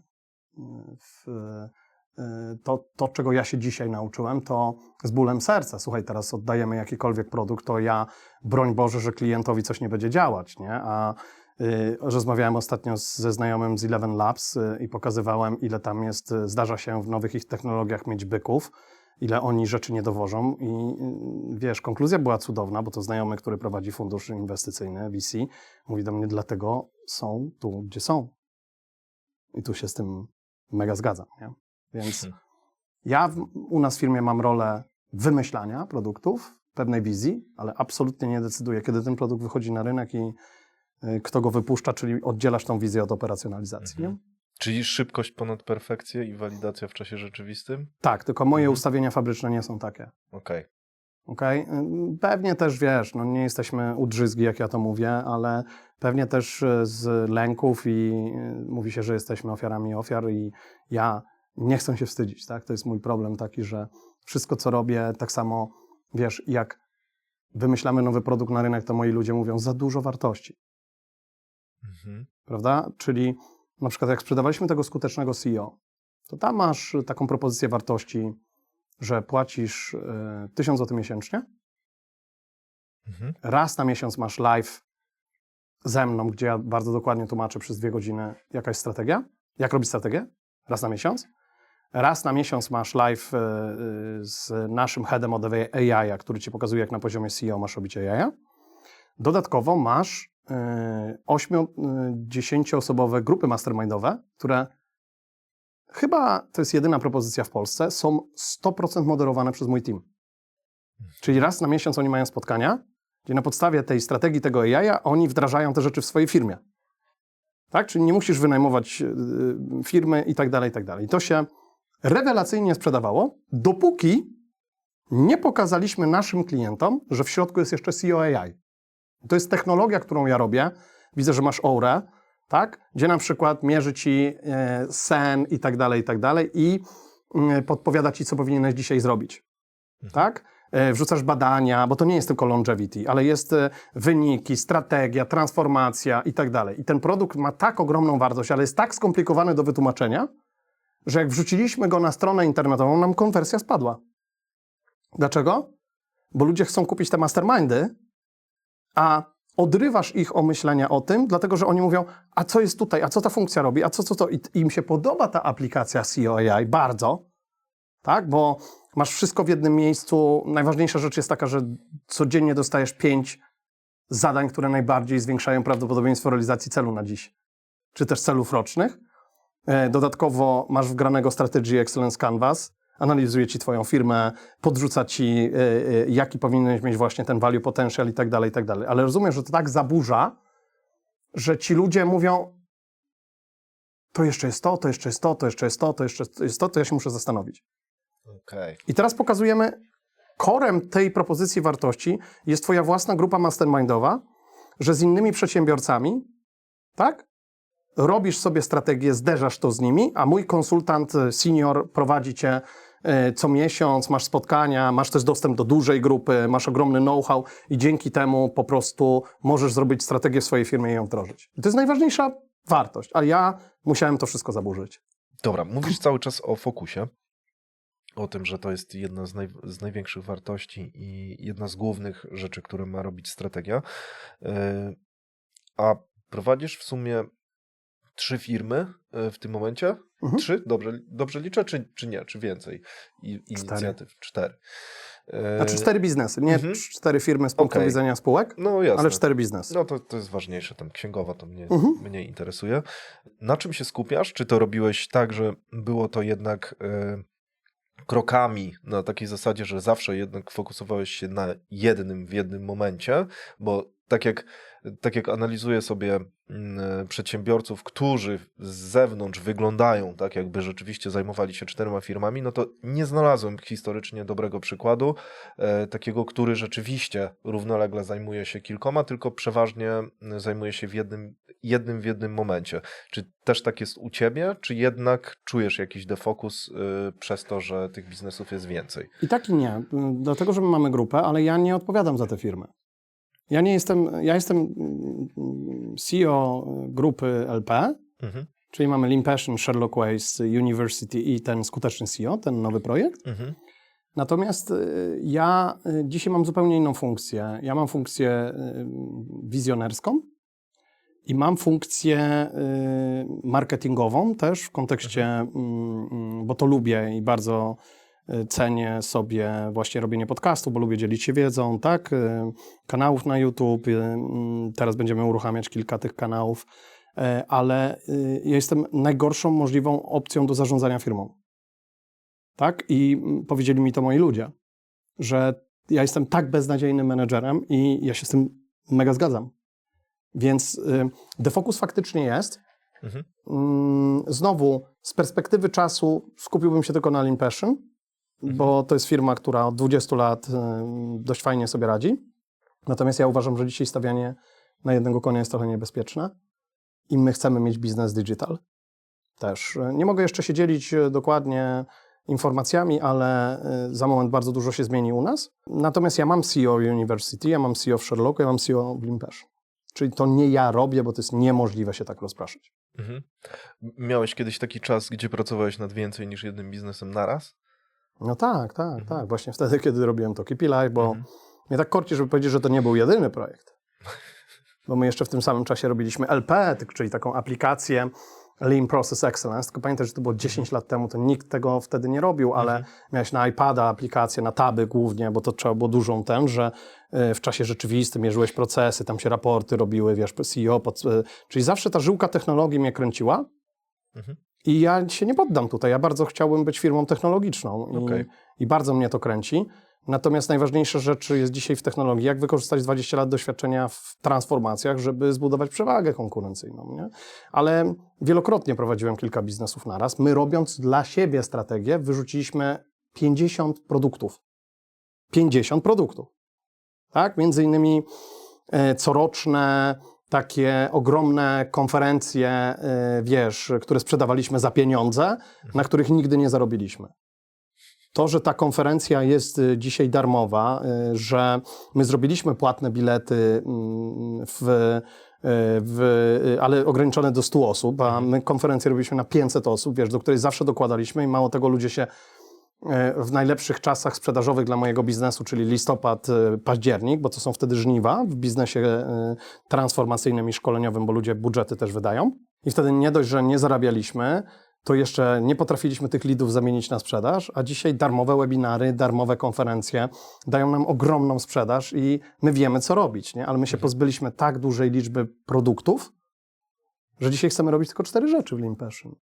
Strategię, chcemy robić przywództwo i kulturę organizacyjną, operacje, sprzedaż i powiedziałem 4, a jest 5 jeszcze AI. Teraz, bo musisz to robić, tak? I my z 50 typów produktów, linii biznesowych, różnych, wiesz, szkoleń, nieszkolonek i tak dalej. Chcemy. Dawno wszystko wstrzymaliśmy, teraz będziemy zamykać jeszcze nie nowe, tylko 2 linie biznesowe. Mhm. Po to znowu, żeby się skupić. Mhm. Mówiłeś, że będziecie robić kilka kanałów na YouTubie. Rozumiem, że dlatego, że wierzysz w to medium, tak? Nie tylko wierzę w to medium. My zrobiliśmy sobie flywheela realizacji naszej strategii i zobaczyliśmy, kiedy klienci chcą z nami pracować i oni chcą z nami pracować, jak dowiedzą się, mówiąc nieskromnie, co potrafimy. Mhm. I wiesz, te 20 lat to nie jest bycia na rynku. My jesteśmy firmą wdrożeniową, więc to nie jest firma, która przychodzi, mówi... Są takie firmy w Polsce, które wszystkim mówią to samo, że to jest, wiesz, taki produkt półkowy i o ile to się dobrze sprzedaje, o tyle ja nie mógłbym czegoś takiego robić. I YouTube, nie tylko YouTube, ale podcast, my mamy też świetną osobę do kontentu, do pisania kontentu, który znowu, pamiętasz jak mówiłem o tej przewadze konkurencyjnej firmy, która inwestuje w dział obsługi klienta? Wszyscy, którzy do mnie przychodzili doradcy, mówili, twój content team jest za drogi, a ja mówię, nie, to jest bardzo dobry content team, dlatego że ta osoba, która jest z nami od lat, Aga, pisze tak piękne artykuły, my mamy dowód empiryczny, że to wpływa na lidy, dlatego że to nie jest AI, rozumiesz o co chodzi, Tak, więc totalnie. my chcemy fabrykę kontentu. Czyli my chcemy być nie tylko na YouTube, chcemy być na Spotify. Nie wszystko chcę powiedzieć, bo są takie osoby na rynku, które zanim ja powiem, przepraszam, nie zanim powiem, tylko zaraz jak powiem, to już to robią. I no, myślę, że od połowy roku zadzieją się bardzo ciekawe rzeczy, jeśli chodzi o nasz content. Ja też podcast swój nagrywam, wiesz, mam 181 odcinków. Wiem, nałogowo słucham. No, teraz wróciłem do podcastu, bo między innymi to rozproszenie. Od stycznia nagrywam regularnie, odpuściłem tylko 1 tydzień, więc, a to jest dylemat, bo ja nie nagrywam z gośćmi, tylko średnio odcinek przygotowuję 5 godzin. Bo właściwie super. zależy mi na jakości, tak? Pewnie nie zawsze ona jest, nie? Teraz wyszło ze mnie, wiesz, że pewnie nie zawsze jest, ale Wiem, zależy mi... Słyszę między słowami. Zależy mi na tej jakości i przygotowuję się jak cholera do tych podcastów, ale daje to mi też dużo fanów, tak? Ja uważam, że jeżeli chodzi o jakość kontentu, to dzisiaj to jest po prostu najważniejsza rzecz właśnie w dobie AI, bo wszyscy piszą swoje scenariusze, swoje odcinki, swój content z AI-em. Fajnie, tylko to nie ma sensu, bo co to za sens, bo można odbić z AI-em sobie myśli i jeżeli on ci da taką samą jakość jak content czyjś, to po co w ogóle tego słuchać, ale uważam, że AI należy tam używać, ale nie do tego, żeby pisał content. Znaczy wiesz, to Bartek Pucek powiedział, to dla mnie jest dość dużym autorytetem, jeśli chodzi o AI, że najważniejszy w AI jest kontekst. I dlatego mówiłem wcześniej... Ja słynę z dobierania mnogiej liczby słów, za co przepraszam, ale dlatego mówiłem wcześniej, że strategia jest ci po to potrzebna, żebyś miał kontekst, żebyś miał koncentrację. A wszystko, co resztę robisz, to wykorzystujesz narzędzia, które są szwedzkim stołem dzisiaj i między innymi AI jest takim narzędziem, więc wszystko, co robisz z AI i z innymi rzeczami muszą być w pewnym kontekście. I ten kontekst polega na tym, że ty się poruszasz w tym obszarze i tak jak powiedziałeś teraz AI do czegoś innego. Ja dokładnie wiem, do czego ja chcę używać AI w swojej firmie, niekoniecznie do automatyzacji, tak, ale do budowania przewagi konkurencyjnej, w której chcę być najlepszy w tym kraju, bo tu się pozycjonujemy do działania. Więc podążając jeszcze raz za Bartkiem Puckiem, kontekst i jeszcze raz kontekst i wtedy te narzędzia nie tylko AI, ale wiesz, jak popatrzysz na narzędzia, metodyki różne, wiedzę, to jest szwedzki stół. Wszystko zostało już wymyślone i ty musisz wiedzieć, co ci pasuje do kontekstu, które potrawy, po których będziesz czuł się dobrze, a których powinieneś unikać, nie? I znowu, żeby nie robić pelican management, musisz mieć wyraźny fokus.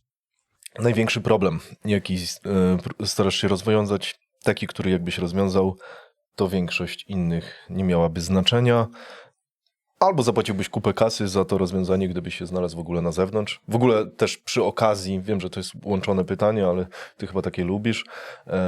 Czy tego typu problem, o którym myślisz, da się w ogóle kupić na zewnątrz? Nie wiem. Rozwiązanie. Bo mój problem jest, my wiemy jak sprzedawać usługi, ale trudniej się sprzedaje technologię i mój problem dzisiaj to jest jak zbudować powtarzalność modelu biznesowego lejków na sprzedaży University i COAI. Tam przekombinowaliśmy z tym University zwłaszcza bardzo mocno. Dzisiaj mamy propozycję wartości, która zaczęła się fajnie skalować. I najważniejsza rzecz w technologii, czy też w takiej spółce, która sprzedaje abonamenty, bo to jest podstawowy model biznesowy, to jest taki, żebyś ty wiedział, jaki będziesz miał przychód i jaka będzie sprzedaż w kolejnych miesiącach. I też mi się wydawało, że to będzie szybsza gra, ale to są lata, zanim my się nauczyliśmy, co działa, a co nie działa i znowu, wiesz, to jest szef w dziurawych butach, bo robiąc wszystko naraz, tak, raz tak, raz tak. I dzisiaj sobie powiedzieliśmy rok temu, że University ma się skupiać tylko i wyłącznie na tym.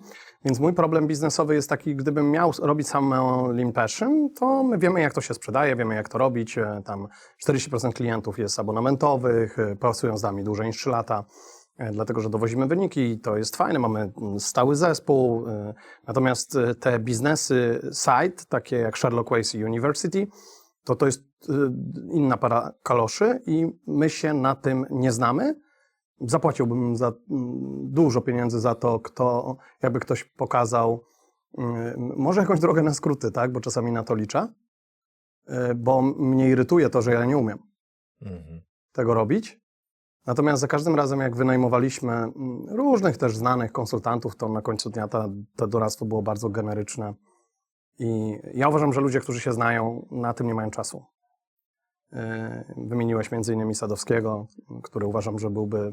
Myślałem o tym, żeby robić radę nadzorczą kiedyś, natomiast my znowu jesteśmy bardzo blisko, żeby dowiedzieć się, co działa, albo żeby podjąć w niektórych przypadkach decyzję, że chcemy zamknąć tą firmę. Okay. Bo być może będzie taka decyzja. Daliśmy sobie trochę czasu z jedną ze spółek, ale ciekawostką jest to, ale to już jest, wiesz, jakiś ewenement, że jak ją odpuściliśmy z tego napięcia, trochę to zaczęło iść. Nie? I jak już mieliśmy pół roku temu decyzję, bo to chodzi o Sherlock Ways. Jak mieliśmy decyzję, że ją zamykamy, to nagle zaczęła się super sprzedawać, bo zrobiliśmy ciekawego pivota w audyty. Okay. Każda firma musi robić audyty i tam jest bardzo prosta technologia i zaczęło się to fajnie sprzedawać. Nie wiem, bo już się nie napalam, co to da, tak, w tym kontekście, bo powiem Ci z perspektywy budowania technologii, to my mamy bardzo fajne produkty, ale tak jak powiedziałem wcześniej, koncentrowaliśmy się przez większość czasu na budowanie tych produktów, zamiast na budowaniu i zbieraniu feedbacku, jak to sprzedawać. Fajnie. Chciałbym porozmawiać chwilę o ego, bo powiedziałeś coś takiego, że nie lubisz się wstydzić rzeczy i dlatego czujesz, że może nie jesteś najlepszy właśnie do zarządzania biznesem. Z drugiej strony nie wiem, czy właśnie właściciele firm nie powinni być fanatyczni, jeżeli chodzi o swoje rozwiązanie. Czy czujesz, że jaki ty masz w ogóle stosunek do powtarzasz często o ego menadżerach, to jest już taki trochę przyśpiew twój, że ego menadżerowie. Jaki ty masz stosunek do ego? Pomaga, przeszkadza? Jak tym zarządzać? Czy uczyłeś się tego? Jak ci idzie? Wiesz co? I pomaga, i przeszkadza, to jest bez sensu ta odpowiedź, ale taką daję tutaj. Bo jeśli to wypośrodkujesz, tak jak mam 2 takich klientów, którzy są 65+, plus, bardzo dobre firmy zrobili, i oni mówią, że są ludźmi środka. I doskonale odnaleźli się w tym, że oni są wizjonerscy, ale mają ten team, który dowozi. Tylko temu teamowi trzeba jeszcze pozwolić dowozić. Ja przez wiele lat nie pozwoliłem sobie na to, żeby ludzie kwestionowali moje pomysły. Dzisiaj sobie pozwalam, być może dlatego, że większość z nich się nie wychodzi, tych pomysłów, nie wstydzę się też o tym mówić. Natomiast z drugiej strony, gdyby nie to ego i przebijanie się z najbardziej nawet nieprawdopodobnymi scenariuszami, to Lean Passion nie robiłaby dzisiaj strategii ani operacjonalizacji strategii, ani tych dużych, ogromnych projektów dla bardzo znanych firm, też dla średnich firm, ale takiej, wiesz, ligi naprawdę liczących się na swoim rynku, tylko robiłaby dalej Lean. Tak, bo ja w pewnym momencie zakwestionowałem, to było z 10 lat temu, najpierw powiedziałem, że nie chcę robić narzędzi Lean, takich jak 5S, SME, TPM i tak dalej, tylko chcę robić strategię Lean, czyli doskonałość operacyjną, która polega na tym, że podłączasz ludzi do tego, żeby wszyscy doskonalili firmę zgodnie ze swoją rolą, tam jest pozbycie się tych patologii, którą jedną z nich jest właśnie ego menedżerowie i tak dalej. Natomiast po jakimś czasie znowu to zakwestionowaliśmy i powiedzieliśmy, ale tu Maciek Noga mocno się przyłożył do tego, bo powiedział, stary, ty nie powinieneś mieć żadnych kompleksów, jeśli chodzi o strategię i pokazał mi, co ja już dawno wiedziałem, że można robić, wiesz, inaczej te strategie. Więc ego drive'uje. Powiedziałem już wcześniej, że w każdej firmie jest taki zawodniczka, który po prostu mówi, odsunąć się, bo teraz ja. Ważne, żeby miał wokół siebie ludzi, którzy wypłaszczają tę krzywą tylko i wyłącznie z szalonych pomysłów, bo to jeszcze trzeba zrobić. Bo moi ludzie mówią do mnie, Radek, to wyjdź już ze spotkania, my teraz musimy zrobić plan operacjonalizacji, bo wiem, że ty masz to gdzieś, ale to trzeba jeszcze zrobić. A ja mówię, a to się samo nie robi? Wiesz, to są tego typu żarty. I generalnie uważam, że jedną z najważniejszych rzeczy w biznesie, w życiu jest bycie autentycznym. Ja mam to szczęście, że mam cudowny zespół i mam cudowną rodzinę. To nie znaczy, że oni wszyscy musieli się dopasować, bo ja przeszedłem ogromną metamorfozę. 2 lata temu miałem bardzo poważną depresję i z perspektywy czasu nikomu nie życzę, ale dzisiaj mówię, że to jest prezent. Dlatego, że jedną z najgorszych rzeczy, którą możesz sobie podać w życiu, to jest brak refleksji i takie... Ja jak pamiętam, bo wiesz, ja mam 48 lat, to pamiętam takie etapy w moim życiu, mniej więcej co 5-7 lat, tak jakbym teraz cofnął się w te meandry przeszłości, że robię biznes, żyję w ogóle z takim ogromnym napięciem. Ja to mówię wtedy za wszelką cenę, z czerwonymi oczami, tak, że po prostu biegniesz, ale żeby połechtać właśnie swoje ego i ambicje, a nie z tym, żeby do tego wszystkiego mieć jeszcze poczucie takie spełnienia, że to, co robisz, jest naprawdę fajne. I 2 lata temu miałem taki, wiesz, nic mnie nie cieszyło, wiesz, o co chodzi. I to był pierwszy sygnał, bo potem to mi się w ogóle, bałem się z domu wychodzić. Ale życie z takim dużym poziomem adrenaliny i tego właśnie biegania za byciem coraz lepszym ma ogromne skutki uboczne, jeśli nie nauczysz się odpoczywać. Tak? Bo tu chciałbym powiedzieć o jednym z najważniejszych aspektów jeszcze, gdzie coraz więcej ludzi wywala się po prostu życiowo, dlatego że nie potrafi zbudować świadomości tego swojego ego. Ego jest bardzo potrzebne do biznesu, bardzo potrzebne do przełamywania barier, kwestionowania status quo. Dla mnie to jest coś pięknego, wiesz, to jak masz tych największych egocentryków świata, wiesz, Jobs, Musk i tak dalej, przecież to są szaleni ludzie, nie? To jest masa opowieści na rynku, że nikt nie chce z nimi pracować, a z drugiej strony kto by pomyślał, że rakiety mogą lądować, kto by zrobił kiedyś, wiesz, iPhone'a, ekran, który się gdzieś tam przesuwa, albo ten Bezos, którego ja nie dostrzegałem, bo mi się wydawało, że Amazon jest taką nudną firmą. Nie jest nudną firmą, jest szalenie skoncentrowaną, szalenie innowacyjną, ale w tej nudnej swojej strategii, nie? W tym kontekście. Natomiast jak zauważysz, to tam są ważniejsi dużo są bohaterowie ci, co są w cieniu, którzy nie potrzebują być na pierwszych stronach gazet. I ja już też nie potrzebuję, tak? Ja lubię mówić o tym, na czym się znam, lubię dzielić się wiedzą i to też jest ego i lubię, jak ludzie mówią, o, to jest fajne i oczywiście nie byłbym tutaj szczery, gdybym mówił, że nie lubię krytyki, tak jak większość ludzi, tak, w tym kontekście. Natomiast im starszy jestem, tym bardziej wiem, co jest dla mnie ważne w życiu w tym kontekście i na co nie mam wpływu na te rzeczy. Ja chcę się otaczać ludźmi, którzy chcą ze mną robić biznes. Nie musi być zawsze po mojemu w tym kontekście.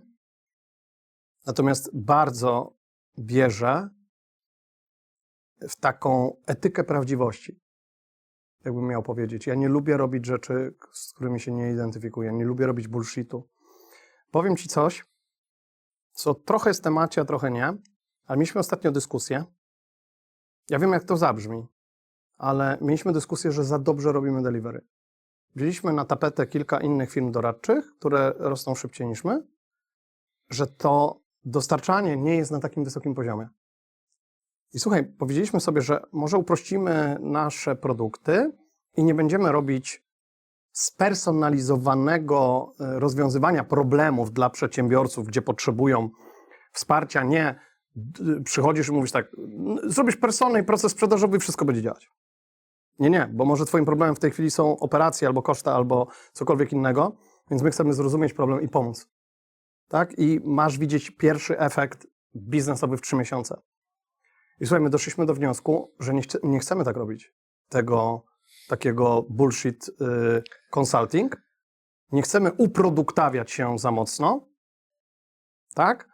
I to jest też dylemat tego ego, bo wielu doradców mówi do nas, moglibyście zarabiać dużo więcej pieniędzy, gdybyście bardzo uporządkowali, może to nie jest dobre słowo, uprościli propozycję wartości i jeden z doradców nam kiedyś powiedział, słuchaj, jest tak dużo klientów, że zanim oni się zorientują, że nie dowozicie, to zarobicie swoje. Ale ja tak nie potrafię. Exactly. Mhm. Ja tak nie potrafię. Słuchaj, na przełomie 20 lat wyrzucili nas 2 razy z firmy. Mhm. Za brak dowożenia wyników. Mhm. 2 razy. I za każdym razem to było brak pokory mojej lub moich ludzi. Okej. Na przykład, wiesz, z takim Adamedem czy z Raiffeisenem, my w Adamedzie byliśmy 10 lat plus. Gdybyśmy do tak ogromnej, wspaniałej firmy nie dowozili wartości w postaci zwrotu z inwestycji, realnych, wymiernych rezultatów. Natomiast wiesz, to jest tak, że za każdym razem jak robisz te projekty, właściwie to bardziej transformacje, no musisz mieć tych ludzi, którzy identyfikują się z tym great companies, happy people, które my mamy, że chcesz dostarczyć wartość klientowi i co ważne, nie kosztem jego ludzi, nie? Ja nie jestem w stanie przełknąć od strony i ego, i tej etyki pracy. Oczywiście robiliśmy w swoim czasie z 2-3 projekty right-sizingowe, czyli zmniejszaliśmy liczbę ludzi, która pracuje w danej firmie, ale ja nie chcę tego robić. Bo nie chcę brać pieniędzy za zwalnianie ludzi, nie? Dzisiaj. Zrobiliśmy z 8 lat temu taką firmę, która, wiesz, z 600 osób miało 300 i ja miałem ogromne wyrzuty sumienia i racjonalizowałem to sobie. I to była prawda, że ta firma by nie przetrwała bez tego, tak? Ona, mało tego, z połową zespołu zrobiła 2 razy większy przychód 2 lata, bo była tak rozwalona i była, tam zarząd był po prostu bardzo leniwy i wiesz, właściciel przyjechał i powiedział, że EBIT after cost of capital musi być pozytyw i oni mówili, że to jest nie fair. No bez jaj, no to ten prezes poleciał w pierwszych 2 tygodniach, nie? I wspaniały człowiek został tam prezesem, który za tą firmę, wiesz, mówiąc przysłowiowo, by zabił. I ta firma tak pięknie odpaliła. A to była patologia, wiesz, ludzie w czasie pracy chodzili do zakupy do Złotych Tarasów, wiesz, pracowali po godzinę dziennie i mówią, za mało ludzi ciągle, nie? Tak, więc to mnie trochę tłumaczy, ale na końcu dnia i tak 300 osób dostało wypowiedzenia. W jakimś tam okresie to nie było zwolnień grupowych. Więc reasumując, możesz sobie to wyciąć. Ego w biznesie jest bardzo fajne, ale musisz mieć świadomość. Ja przez całe swoje życie, gdzieś z 10 lat wstecz, byłem analfabetą emocjonalnym. Ja o tym mówię. Ostatnio powiedziałem to u Gorzyckiego, jakiś gościu podpisał w komentarzu, faktycznie jesteś analfabetą, super o sobie powiedział. Ludzie, czytasz komentarze, serio. Nie, podrzucił mi kolega, nie? Mówi, Radek, w końcu wszyscy wiedzą o tobie, jaka jest prawda, nie? I ja się zacząłem z tego śmiać, ale myślę, że bardzo dużo ludzi jest analfabetami emocjonalnymi. Wiesz, ja przez całe życie wmawiałem sobie, że nie można sobie pozwolić na gniew. Tak, wiem, o czym mówisz. Albo, że lęk jest dla słabych, wiesz. I to są takie oczywiste oczywistości. Ja nie chciałbym tutaj schodzić, wiesz, na ten aspekt emocji. Natomiast ja uważam, że w ogóle prowadzenie biznesu to jest dzisiaj ogromny rachunek zdrowia, który płacą ludzie, już nie wspominając o zaniedbaniu zdrowia, bo wiesz, kiedy większość przedsiębiorców CEO idzie robić badania, jak ostatnio słyszałem u takiego znajomego właściciela firmy, który powiedział, że zaczął dbać o zdrowie, ponieważ w pewnym momencie życia częściej chodził na pogrzeby niż na śluby. Nie? Ale to jest smutne, wiesz, tej gdzieś tam świadomości. I to ego trzeba zrozumieć, że ja ci powiem, co mi dało największy plus w życiu.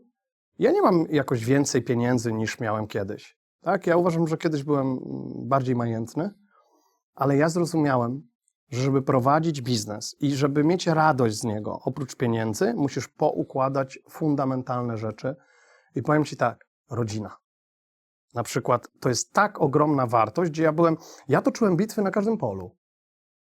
I wiesz, nie mogłem sobie pozwolić na to, że moja żona wygra. Wiesz, o co chodzi, nie? My jesteśmy w związku z 16 lat ze sobą, z Anią i ja dzisiaj, no, bo pytasz mnie o ego, nie? Ja musiałem się nauczyć, że no nie muszę mieć racji w tych aspektach domu, jak na przykład sposób wychowania dzieci, nie?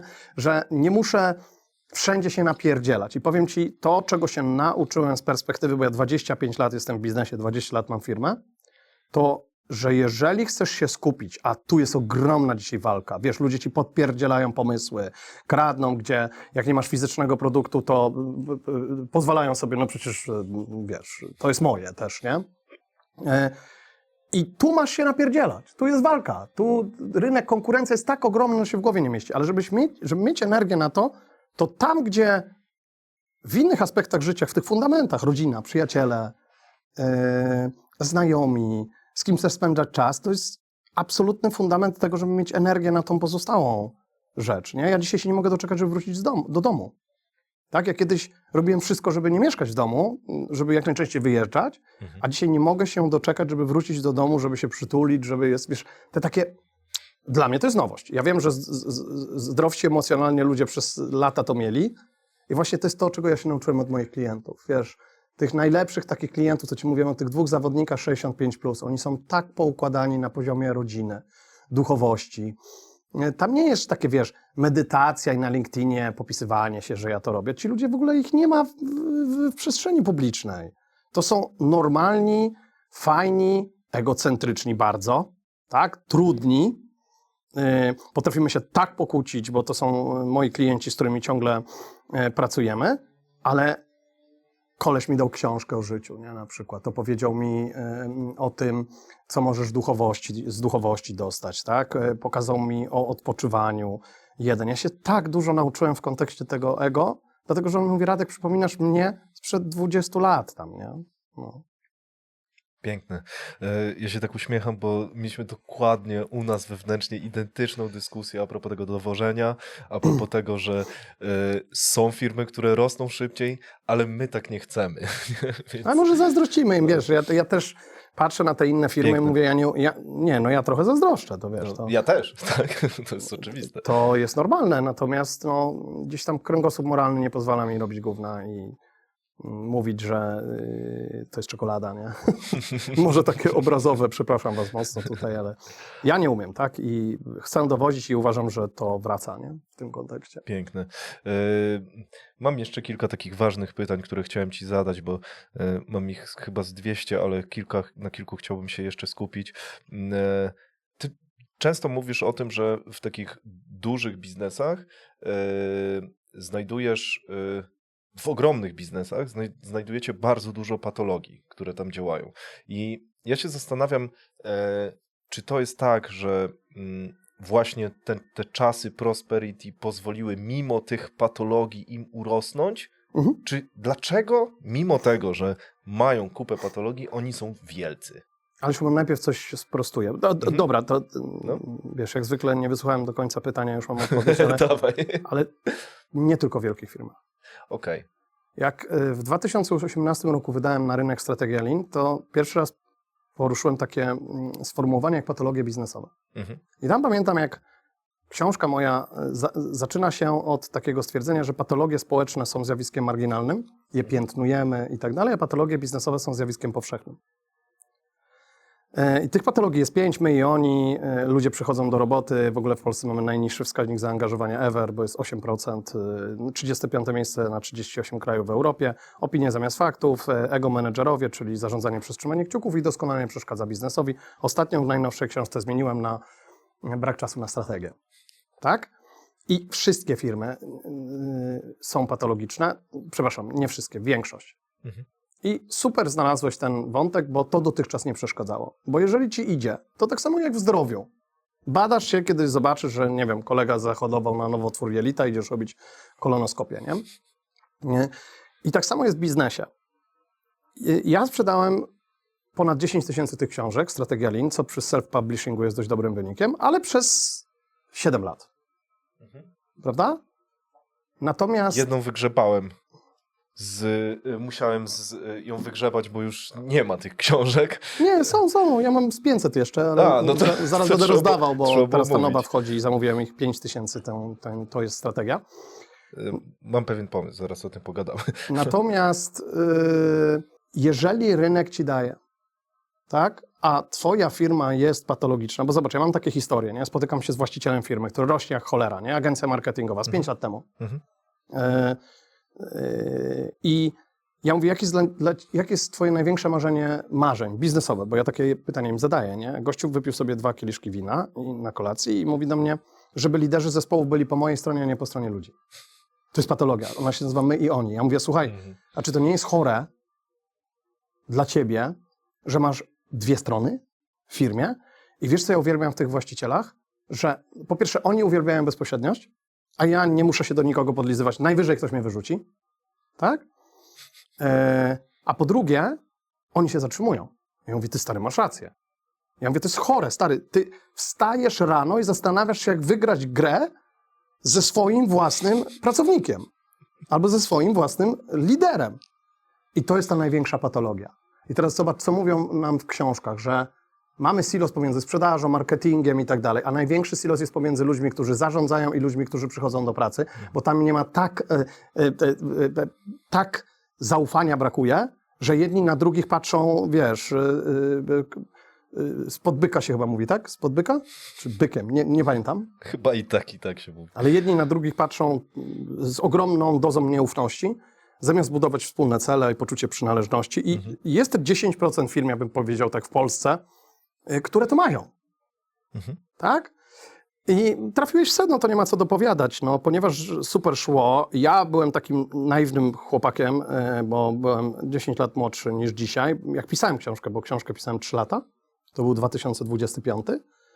I powiedziałem sobie, ta książka zmieni całą Polskę i wyeliminuje tę patologię. I nic takiego się nie stało. Garstka firm się tym zajęła, dlatego, że nie musiała. Tak bym powiedział. I dzisiaj znowu mam bet na rynek, że nie da się tak dalej prowadzić firm. Nie da się tak dalej prowadzić firm. Zobacz. Za moment, żeby wygrać na rynku, będziesz potrzebował najlepszych talentów u siebie w firmie. Zdecydowanie będziesz potrzebował największe talenty. Będziesz potrzebował ludzi, jest taki wzór na selekcję W plus U razy P, czyli wiedza plus umiejętności razy postawa. Jeszcze raz powtarzam, bo wiecie, może kogoś boleć słowo selekcja. Selekcja to nie jest wyrzucanie ludzi z pracy, to nie jest dyskryminacja, tylko wspólne decydowanie. I pracownik, i pracodawca mówią, będzie nam ze sobą dobrze. I tam masz W plus U razy P, że postawa masz jest determinantem. I ty będziesz chciał zatrudniać ludzi z najlepszą postawą, najlepszą inteligencją emocjonalną, przebojowych, sprytnych, inteligentnych, również z turbo umiejętnościami i niesamowitą adaptacją do kompetencji cyfrowych. Będziesz chciał takich ludzi zatrudniać. Ale tych ludzi będą chcieli zatrudniać wszyscy. I teraz zasada jest taka, że większość firm płaci takie same pieniądze. Tam jest 5-10% wyżej. To jest tak higieniczny wskaźnik, że ty nie wiesz, gdzie pójść do pracy. I teraz gdzie pójdziesz do pracy? Gdzieś, gdzie uznasz, że to jest twoje miejsce. Gdzieś, gdzie będziesz czuł się swobodnie i tak dalej. Nie możesz mieć my i oni. Tak? Musisz mieć właściciela, który jest innowacyjny, jest wizjonerski. Nie mówię o samym właścicielu i tak dalej, bo ludzie uwielbiają uczestniczyć w przygodzie pewnej. Większość. Ja mówię o takich odważnych ludziach, wiesz, to chcą zmieniać świat. Ale z drugiej strony, jeżeli nie podłączysz ich do kontekstu firmy, to oni prędzej czy później pójdą gdzie indziej. Ja się trochę uśmiecham, bo mieliśmy u nas bardzo podobną dyskusję a propos tego, że tak, inne firmy mają fajne rewe, super szybko rosną, mają świetny marketing, no ale trochę na marketingu to się kończy. I tak, my też tak nie chcemy. Więc posłuchaj. Tak, ty, który teraz słuchasz naszej rozmowy. Jeżeli czujesz i utożsamiasz się właśnie z tym, że nie chcesz robić miałkich rzeczy, chcesz mieć wpływ, chcesz robić coś na edge'u swojego zrozumienia, chcesz cały czas dążyć do tego, żeby być lepszym, bo będzie trudno. U nas jest po prostu trudno, ale daje to olbrzymią satysfakcję, bo pracujemy z CEO-sami, przeważnie pracujemy z ludźmi, którzy mają wpływ na swoje firmy. Odezwij się do nas, szukamy dzisiaj PM-a, niedługo będziemy szukać jeszcze nowych, kolejnych stanowisk. Osoby, które u nas pracują, muszą posiadać 3 cechy. Growth mindset, ownership i sprawczość. Growth mindset to jest coś, co nie pozwala ci spać w momencie, w którym czujesz, że nabędziesz nowej umiejętności, że czegoś się nauczysz, że chcesz coś robić, co jest na granicy twojego zrozumienia. Ownership znaczy to, że bierzesz odpowiedzialność, ale nie odpowiedzialność wtedy, kiedy jest łatwo, wtedy, kiedy wygrywamy, wtedy, kiedy coś jest twoją zasługą, tylko bierzesz ownership, konsekwencje za to, co robisz. Oraz sprawczość. Te wcześniejsze 2 cechy bez sprawczości są niczym, czyli to jest po prostu osiąganie i wygrywanie. I z tym cię zostawię. Zaaplikuj do nas. Wracamy do rozmowy. Więc nie możesz sobie pozwolić na te patologie. Patrz, 8% ludzi jest prawdziwie zaangażowanych według Gallupa. To jest hit. Tak? Ludzie przychodzą do pracy za karę. I to nie jest ich wina. Ludzie są największym skarbem w organizacji. Ja uważam, że nikt nie ma złych intencji. Ja w swojej historii spotkałem tylko jedną osobę, która specjalnie źle pracowała, co tam nożyczkami przecinała kable w wiązkach elektrycznych, bo Niemców nie lubiła. Tak samo jak raz w historii spotkałem właściciela Hama, co mówiłem wcześniej, a ludzie mają dobre intencje, tylko nie potrafią ze sobą rozmawiać, więc uważam, że patologiczne firmy, ja w ogóle uważam dzisiaj, żeby było jasne, te patologiczne firmy, bo to jest takie mocne słowo, też marketingowo w książce to napisałem, ale patologiczne firmy to są dobre firmy, bo te słabe już upadły, ale będą upadać dobre firmy. Dlaczego? Bo jeżeli ty jesteś klientem, nie ma popytu, to jeżeli widzisz 4 dostawców, od których możesz kupić produkt i oni są do siebie cholernie podobni, kogo wybierasz?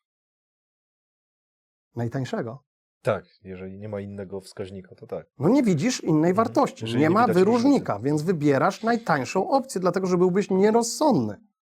Nawet była taka kampania marketingowa jakiegoś proszku, że nie widać różnicy, weźcie nasz. Dokładnie o to chodzi. I dlatego ja mówię, że firmy patologiczne to są firmy wolne. To są firmy, które mówią, no to jeszcze przekonajmy Zdziśka, Marysię i inny dział i będziemy działać. Tak? W tym samym czasie firmy, które, ja, żeby było jasne, nie wierzę w turkusowe organizacje, wierzę bardzo w hierarchię, a to jest mój pomysł na biznes, niekoniecznie najlepszy, ale nie widziałem nigdy firmy w tym kontekście. Ale tu chodzi o to, żeby zbudować wspólne cele, poczucie przynależności. I teraz zobacz, która firma będzie szybsza? Tam, gdzie na przykład mam klienta z branży leasingowej. Oni w pandemii w 2 tygodnie przeszli cudownie na pracę zdalną. Rozumiesz? Ogromna firma, 1000 plus pracowników, a ich konkurenci robili wszystko na papierach non-stop, tak? A oni byli gotowi do tego, dlatego że tam kręgosłup zdolności do adaptacji jest niesamowity. I teraz, jeżeli ty masz podział na zarządzających i pracowników, tak? I trzeba będzie bardzo szybko się adaptować. Myślisz, że ludzie uwielbiają na przykład kwestionowanie status quo? Oni myślą, że im patrzysz na ręce. A tu chodzi o to, że jeżeli ty zbudujesz zaufanie wśród pracowników, to pozwolą ci robić najmniej popularne rzeczy. Prawda? I będzie bardzo dużo przeciętnych firm. I jeżeli jesteś w dobrej branży, to nie będzie dalej przeszkadzać. Natomiast ja trochę liczę na to, że czasy, które mamy dzisiaj, spowodują, że będziesz musiał zmienić się, jak ja to mówię, o 360 stopni, to nie jest błąd matematyczny, czyli jesteś w tym samym miejscu, ale z inną świadomością. bo inaczej po prostu nie przetrwasz i kryzys jest najlepszą matką zmian, że tak się wyrażę. Więc powiem Ci w ogóle, ja chciałbym to tutaj opowiedzieć o tym, że ja znalazłem takich kilka obszarów, jeżeli dobrze pamiętam to 7, które determinują, że firma udaje się wdrożyć strategię i zbuduje ogromną przewagę. Masz strategię, nie? Zrobiłeś fokus. Numerem 1 selekcja top teamu. Czyli z kim robisz biznes, tak? Masz wspólnika czy wspólniczkę i tak dalej, ale chodzi o top team. To jest numer 1. Chodzi o to, żebyś jako właściciel powiedział sobie, ja nie mam zamiaru nikogo do niczego przekonywać. I powiem Ci, jak zrobiłem osobiście na przełomie ostatnich 7 lat, policzyłem to sobie, 75 projektów strategicznych, bo ja tylko robię strategię w tej chwili, to w żadnej z tych firm, ale w żadnej, 75 firm, nie spotkałem ani jednego przypadku, w którym CEO nie miałby wątpliwości choć do jednego członka zarządu. Rozumiesz? Albo kogoś z top teamu. W żadnej z tych firm. I w prawie każdej z tych firm dochodziło do rozstania, oczywiście po ludzku, w tym kontekście, i zawsze była konkluzja o 2 lata za późno. Tak? Bo tu jest takie pytanie, czy chcesz być lubiany, czy skuteczny. I to nie chodzi o to, że ta osoba ma się wywalać, wiesz, nie szanować i tak dalej, tylko chodzi o to, że naprawdę jak trener sportowy musisz zadbać o to, żeby na poziomie postawy, wiedzy, umiejętności zwiększać sobie prawdopodobieństwo realizacji celu. Więc jak masz strategię, pierwsza rzecz to jest selekcja. Druga rzecz to jest dopasowanie strategiczne. Czyli nie zakładaj, że przyjęta strategia przy obecnym sposobie organizacji twojej firmy się uda. I kwestionowanie, ludzie tego nie kumają za bardzo, nie polega na zmianie nas za wszelką cenę, tylko poddaniu refleksji wszystkich obszarów swojej firmy. Tak? To jest druga rzecz. Trzecia rzecz, upraszczanie. Maksymalne upraszczanie, czyli koncentracja tylko na tych rzeczach, które chcesz robić. I to nie jest lista typowych produktów, tylko w ogóle branża, w której jesteś na poziomie strategicznym. Zakres geograficzny, na którym jesteś, a na którym nie jesteś, bo się na nim nie znasz, nie chcesz się na nim znać, tak? Czyli to jest upraszczanie. Czwarta rzecz to jest dyscyplina dostarczania wartości dla klienta tak, jak obiecałeś, czyli standardy, jeszcze raz standardy. W ogóle te firmy, którym idzie, one są strasznie nudne. Tak?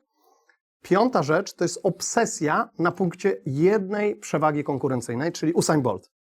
I mówisz, tu jesteś absolutnie najlepszy na świecie. Czyli na przykład jak my mamy obsesję na punkcie skuteczności. Jak wejdziesz do nas, kiedyś zapraszam, mamy biuro koło lotniska, zobaczysz, że w takiej kolokwialnych rozmowach, może nie na kolokwialnych, tylko takich bezpośrednich rozmowach ludzie bardzo często u nas mówią #skuteczność.